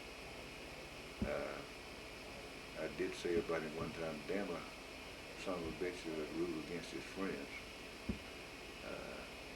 But he was a great judge. I thought another one was Judge Bone, who was Rocky Mountain, I believe, who was on the bench when I started. Judge McKinnon was from Lumberton. Lumberton, yeah. Always reminded me a little bit of the lead character in, I think it was To Kill a Mockingbird, and I can't remember the name of it. Atticus Finch. Yeah, a little bit of that person.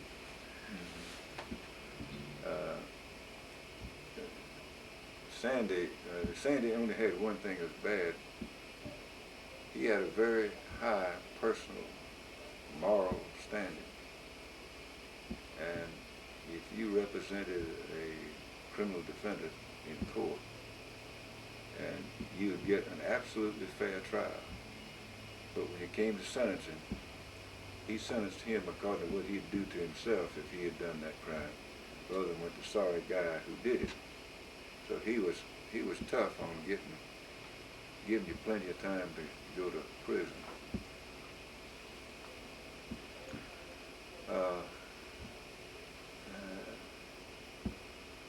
I thought Susie Sharp was a fair judge. You've had her in Superior Court? Yeah. Susie was a funny sort of person. She would not allow you in court if you had a sport jacket on. You had to be in a suit. And I do remember one time in a small courtroom up on the 3rd floor, she did let me stand in the door and make a motion to continue the case, although I had a sport coat on. She insisted on that, but when it came to the judges having to wear robes, she didn't want to wear a robe because she said it took away her femininity. So they said she had to wear the robe. So she put a little piece of lace dolly in the front of her robe so that she could maintain her femininity. So the most interesting judge I got to know was Judge Malice, Raymond Mallard from Tabor City. Judge Mallard came to Raleigh. I think it was either, he'd been to Durham, I think it was another place, and he came here, and the first case they had... You mean he had just gotten on the bench? Right.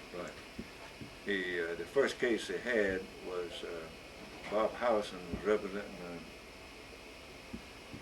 oil company, National Oil Company, and the Attorney General, who was Malcolm Sewell at that time, was the Attorney General, and they were arguing something about pumps and whether the pumps were right or wrong or something. And Howison, being a witty fellow, made some witty remark about the Attorney General's position. Old Mallard hit that gavel on that thing and read him off. Sort of embarrassing. Everybody realized it, apparently except Mallard, that he was just joking.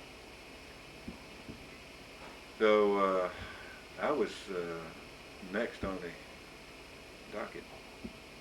And so after that case, after that reading off, he ruled and then called a recess for lunch. And I got out and I was waiting at the elevator, and he came up and said, "Where do the lawyers eat?" And so I said, "Well, over in the S&W." He says, "Are you going over there?" And I realized that I was going over there, whether I wanted to or not. So I took Judge Mallard over there and took him upstairs and put him at the round table. And he couldn't have been a more attractive fellow you've ever seen in your life when he was out of court and with the name. He had a grand time and he ate up there with us the whole time.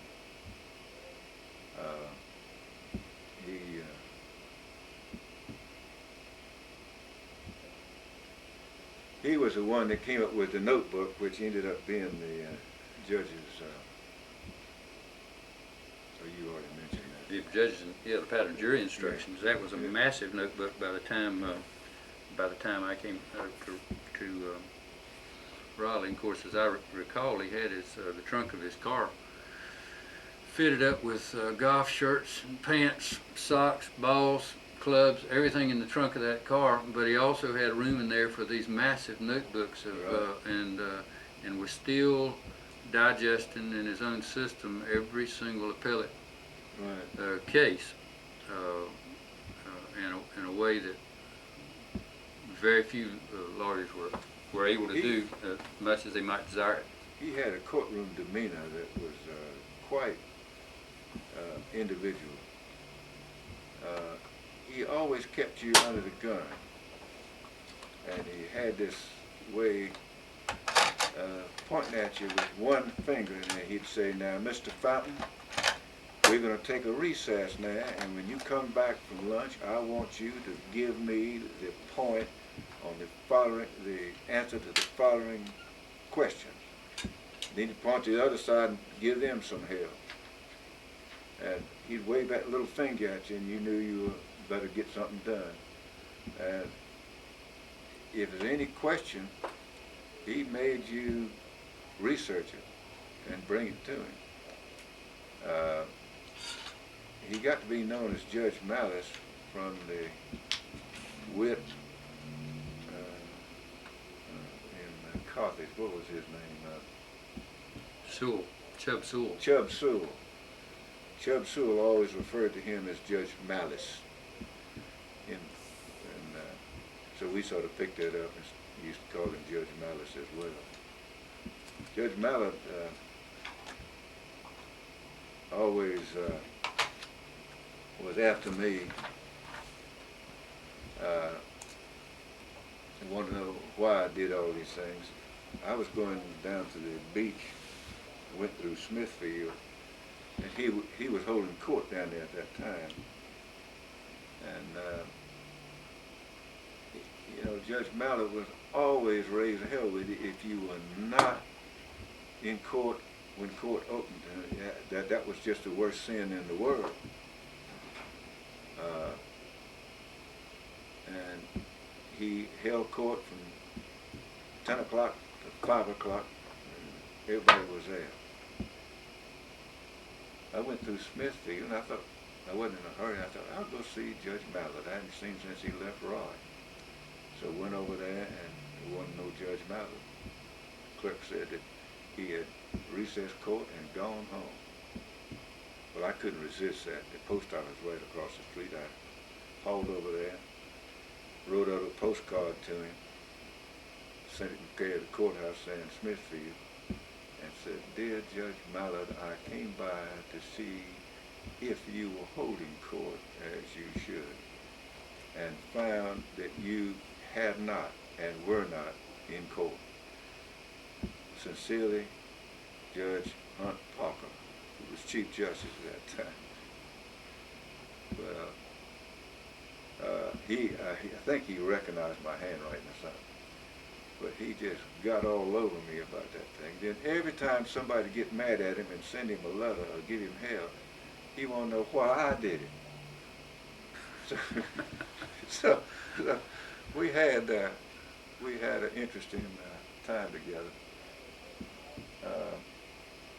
I was up in the Court of Appeals one time, and they had the Attorney General arguing one side of the case, and the Attorney General arguing the other side of the case. It was an appeal from the Utilities Commission, and there was one Attorney General for the Utilities Commission and another Attorney General.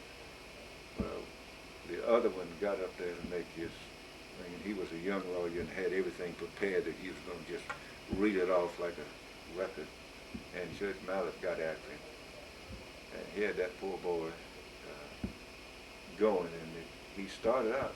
He got up there and started into his speech, and Judge Mallard hit that gavel and said, "Now, what is your name?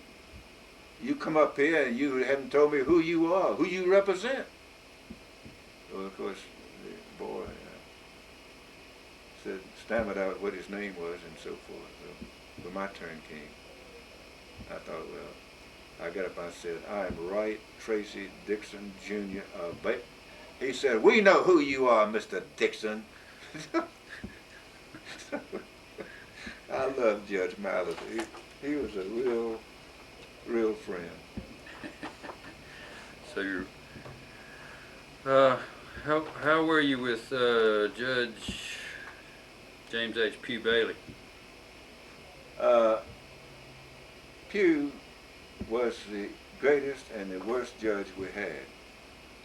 If you had a difficult case that needed somebody who could understand complex matters, you couldn't beat him. If you were against somebody who he was a friend to, or more of a friend than you were, you lost. He was smart enough to where he could make black white and white black, which was also a trait that Justice I. Beverly Lake had. If you go back into I. Beverly Lake's opinions, you can find out how he decided a case. And you find out that it always went back to one fact. He'd make a minor fact here or say that it wasn't something. And then he'd build that thing up, and by the time he got through building it up, you didn't realize where he'd come from. And if you'd been in law school with him, you would realize what he was doing was he would take a fact situation, ask you what the law was, then he'd make one little fact change in it and ask you. You had to recite when you went to law school at Wake Forest.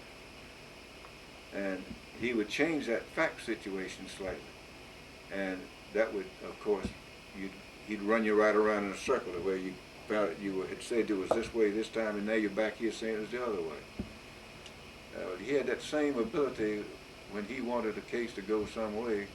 Didn't make difference what it was. He figured out where it was doing. The law turned out to be what he wanted it to be. And your view of Pugh Bailey was that he had the capacity to make those similar Yes. make those similar decisions, and was smart enough when he chose to make it stick. Right. He got reversed very seldom. The only time he ever got reversed was when he was doing things like making hangman's loot in criminal cases and holding them up. They almost never reversed him on a question of law. But perhaps on wisecracks to the jury. Yeah. Was a different matter. Yeah. Pugh also liked to be able to come up with a decision which you would not envision would be the basis of the decision. But after he had done it, you realize that, well, that's a pretty good point. He had another dirty trick. He used to read the file before he ever went to court. And Lord look after you if you didn't know what was in your file, because he did. And I've seen him ream people out one way and the other because they didn't know what the file said. I've often thought that what he did was he would sit down and read the files and decide what the case was going to be. And then that was the way the case was going to end up, because he'd already decided it. That's my opinion. Mm-hmm. Well, it seems like I've also heard it said that that people wondered if he would read up on a topic and then come to S&W and know everything there was about that topic. Yeah, that was his grandfather, Mr. James H. Pugh, that did that. I'm sorry. Yeah, Mr. Pugh was a big lawyer, and that was the story on him, was he would always read the Encyclopedia Britannica and somehow get the conversation to go around the way he wanted it to, and then he'd drop all this information on. But if you listen to Pugh, you realize that he must do that, because you get off on a subject like navigation, for example. He can give you a 15-minute dissertation on navigation and its interesting aspect, as if he had just been to college class on it.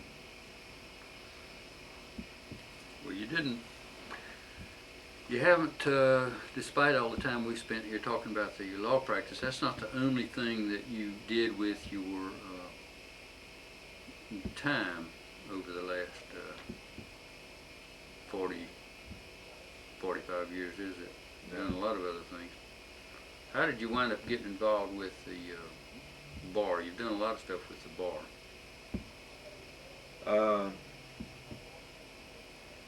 I got involved in the bar work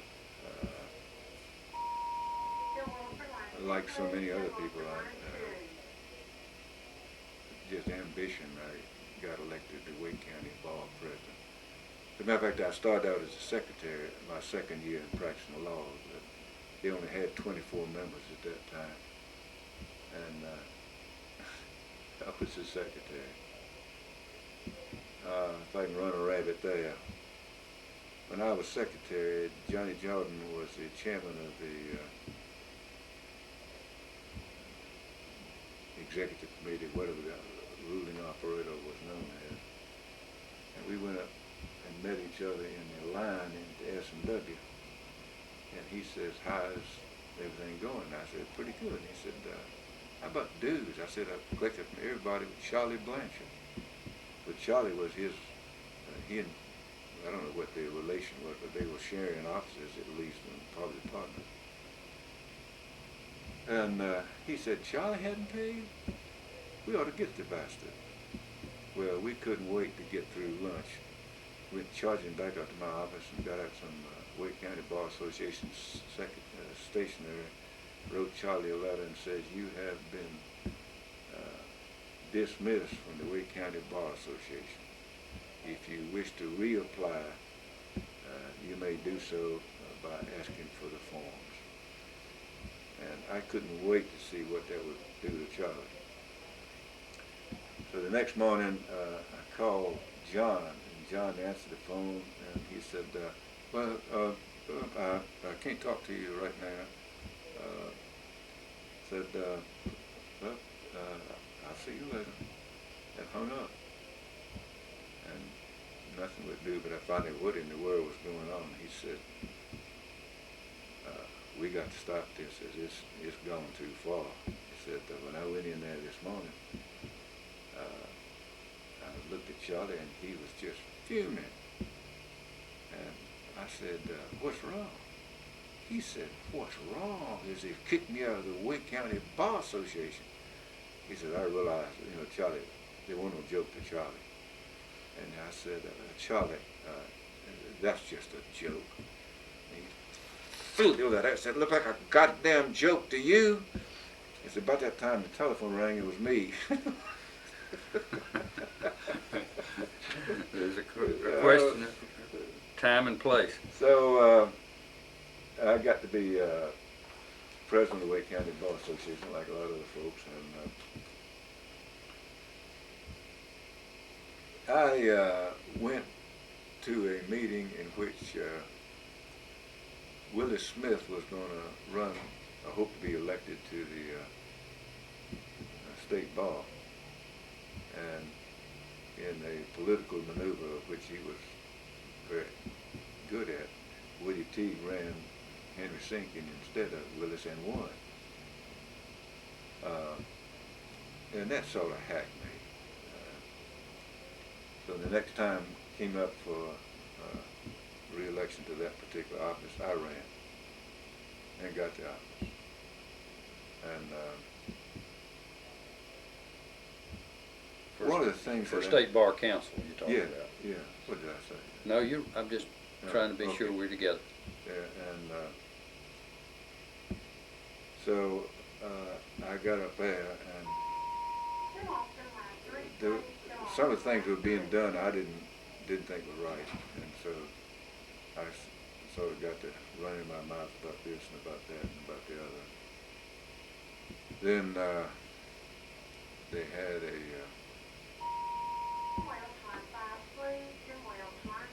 we really had something of a crisis at some point there with the state bar, did you not? Yeah. Well, what happened? I'd been on a hiking trip, and came back on the weekend, and somebody told me that Carnegie, who was I forgot what he was, the president-elect, had been guilty of some violations, and that he had resigned as president, and they had to get somebody to run for vice president, which he went up the ladder on. And there was a guy who was who started running for it. They were going to have the elections on Wednesday, and on Monday they were running for it, and I didn't think he was a very good man for the job. And so I told a couple people I thought that was not right, and they said, well, why don't you run if you don't like it? And sort of there, so I said, well, all right, damn it, I will. So the election neared on Tuesday, got elected on Wednesday, and which shows you ought to keep your mouth shut. So you became president. 3 years later, I mean, you worked up the ladder, you get to be vice president, then president-elect, then president. Well, I always thought it was a great compliment that at a time when, a compliment to you, that at a time when the state bar was reeling from the shock of resignation and loss of license of the president or president-elect, whatever it was, that they would have turned to you, confident that whatever else you didn't have your hand in the till. Right. Well, the guy that was running had somewhat a reputation like the guy who had resigned, so I think it was much a negative for him as a positive for me. I got to be president, and I hadn't been president a week before Bobby James, who was the secretary, came in with tears in his eyes and said another past president had called up his client and told me he had embezzled $89,000. And what should we do? And he told me his name. And this guy was my fraternity brother in college and had been my friend.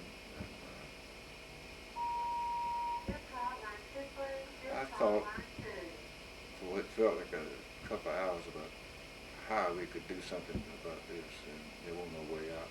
And I said, get his license. And that made it sort of easy for me, because the next time something came up about somebody doing that kind of stuff, I didn't have any trouble, because if I did it to my friend, I sure as hell won't want to not do it to them. Well, it seems to me that you overhauled the enforcement approach of the state bar around the same time in terms of taking prompt and forceful action. Right. Well, what happened was one of the next guys that we heard about, and what we had done with my friend was we got a court order freezing his trust account. And the next one that came up, the investigator went down there, and the guy confessed, and so he came back to Raleigh and suggested that we get an order freezing his. So we started to do that, and about that time, he took the rest of the money out of the trust account and took off. So what we realized was that you can't wait as soon as you find out somebody's embezzlement. You have to stop them right then. And so we started a policy whenever there was any substantial question about it, we'd get the court order first and argue about it later. Essentially, go get a TRO. Right. On the lawyer in question. That was a tough time. And once we started doing it,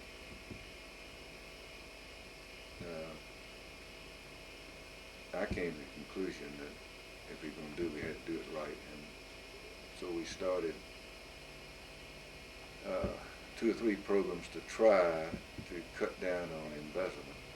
As I'm sure you know, if you've ever been involved in an embezzlement case, almost invariably it starts out as someone who borrows money and then doesn't repay that, then borrows a little bit more and doesn't repay that.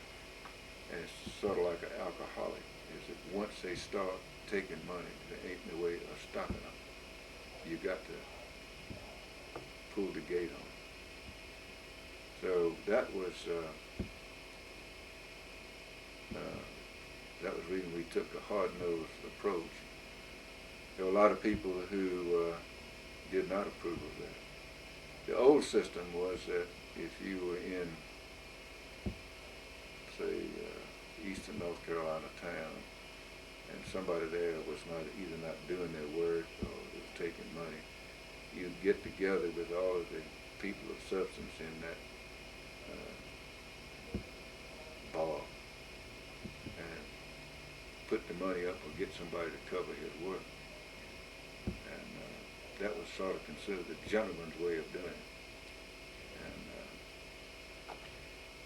And it fell to me to say a gentleman's way of doing it ain't going to work.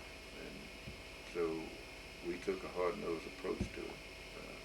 A lot of people disapproved that, although I also had a lot of compliments from people who appreciated the turn in the bar that started at that time. Well, as I recall, and I'm sure you weren't looking for editorials, particularly when you were wrestling with the question of what to do about your fraternity brother, but the fact was that there were a lot of very positive public statements and editorials in the press around the state about about restoration of respect for the bar. And what do you think we ought to do today to restore respect for the bar or the legal profession? There is a prayer in the Chinese church asking God to reform the world, ends up saying, starting with me. And I think this is the thing that the lawyers have got to understand, is that it's got to be a personal responsibility for each lawyer to create a proper practice and to see that people receive the service or monies or whatever it may be that they deserve.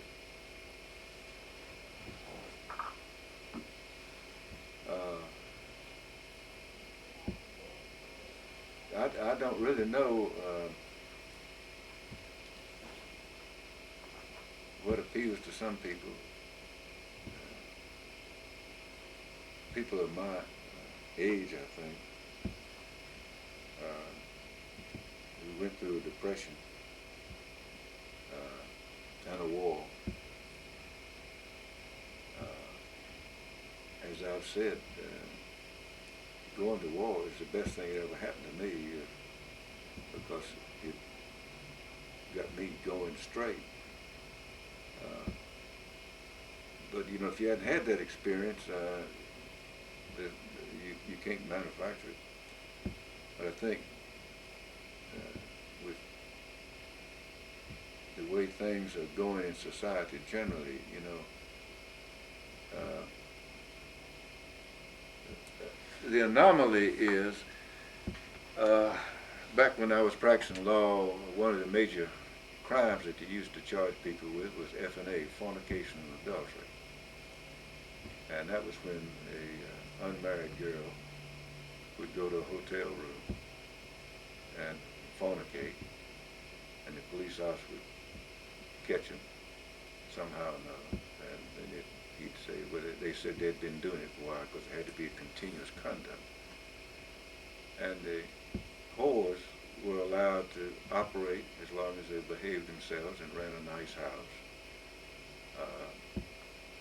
And nobody picked on them. The sheriff would apparently let them know ahead of time that they were going to have a raid. And now the situation is that all the nice girls are putting up all this stuff, and they're not only arresting prostitutes, but they're arresting people who requested some service of prostitutes. And our whole society is changing in what the aspect is. And there's until the pendulum swings back the other way, or starts back the other way, I think we're going to have more problems of image. Which reminds me that when...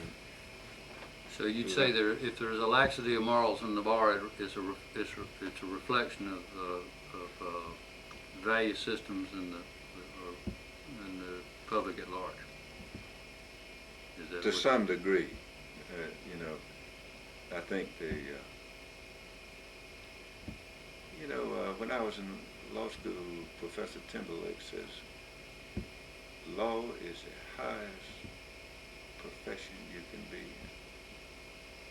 And he meant it. And, you know, you listen to it. I don't know whether they're still telling that or not. Do you perceive that the practice of law is a profession as contrasted with a business today?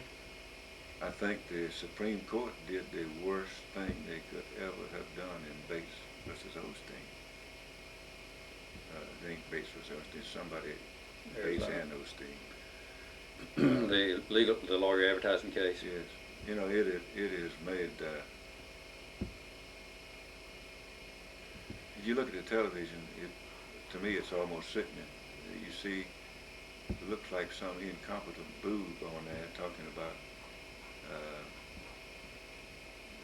he can solve all their problems, and he lists off 12 things, and you wonder if he knows any of them, really. You're lucky to be able to spell them right.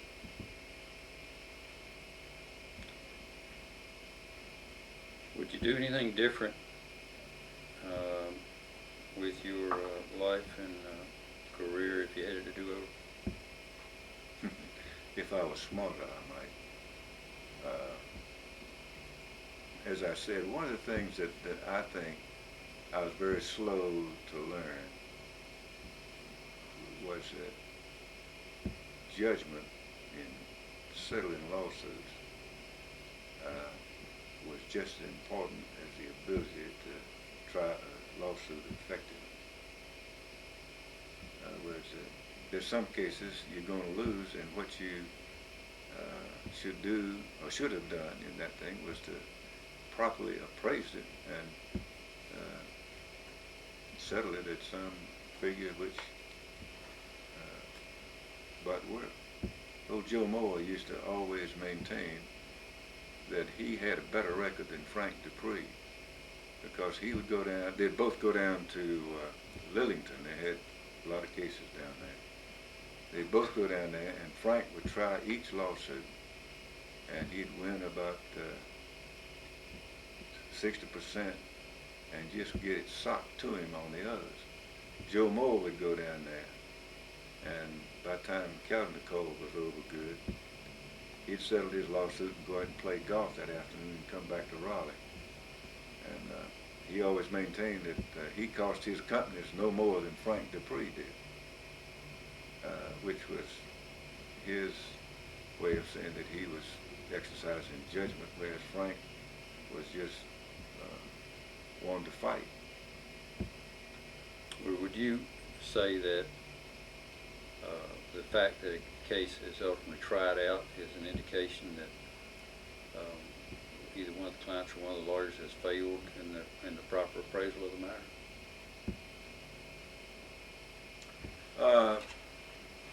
Well, that's a little overstatement, but there's a lot to that. I don't think that's a universal rule.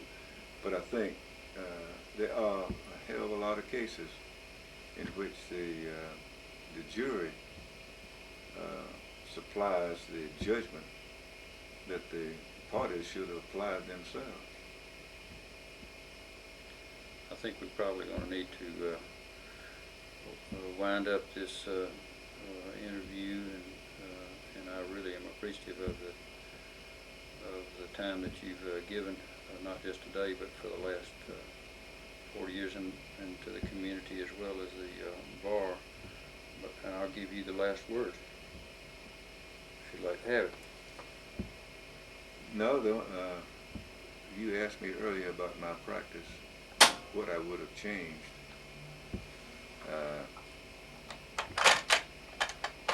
I made a lot of mistakes. If there was some way I could go back and pick up the mistakes I made and correct those, I would.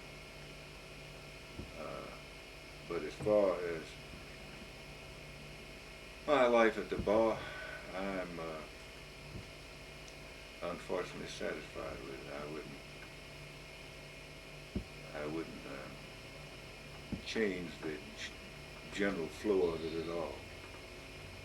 Like I said, that case in which I didn't settle, I would certainly change that. And other cases that I tried that still haunt me. As I said, I don't remember cases that I win, but I remember those that I lost, and I should not have lost.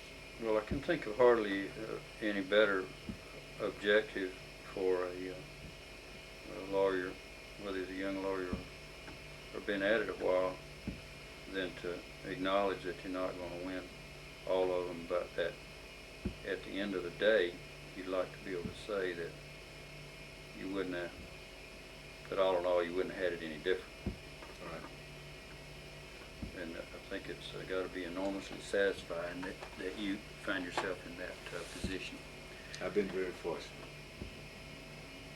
Had some smart people who did the thinking for me. Well, thank you. I was pleased to do it. I want to give you your little That was my opening, and I knew it. Okay, thanks, and we'll cut this off.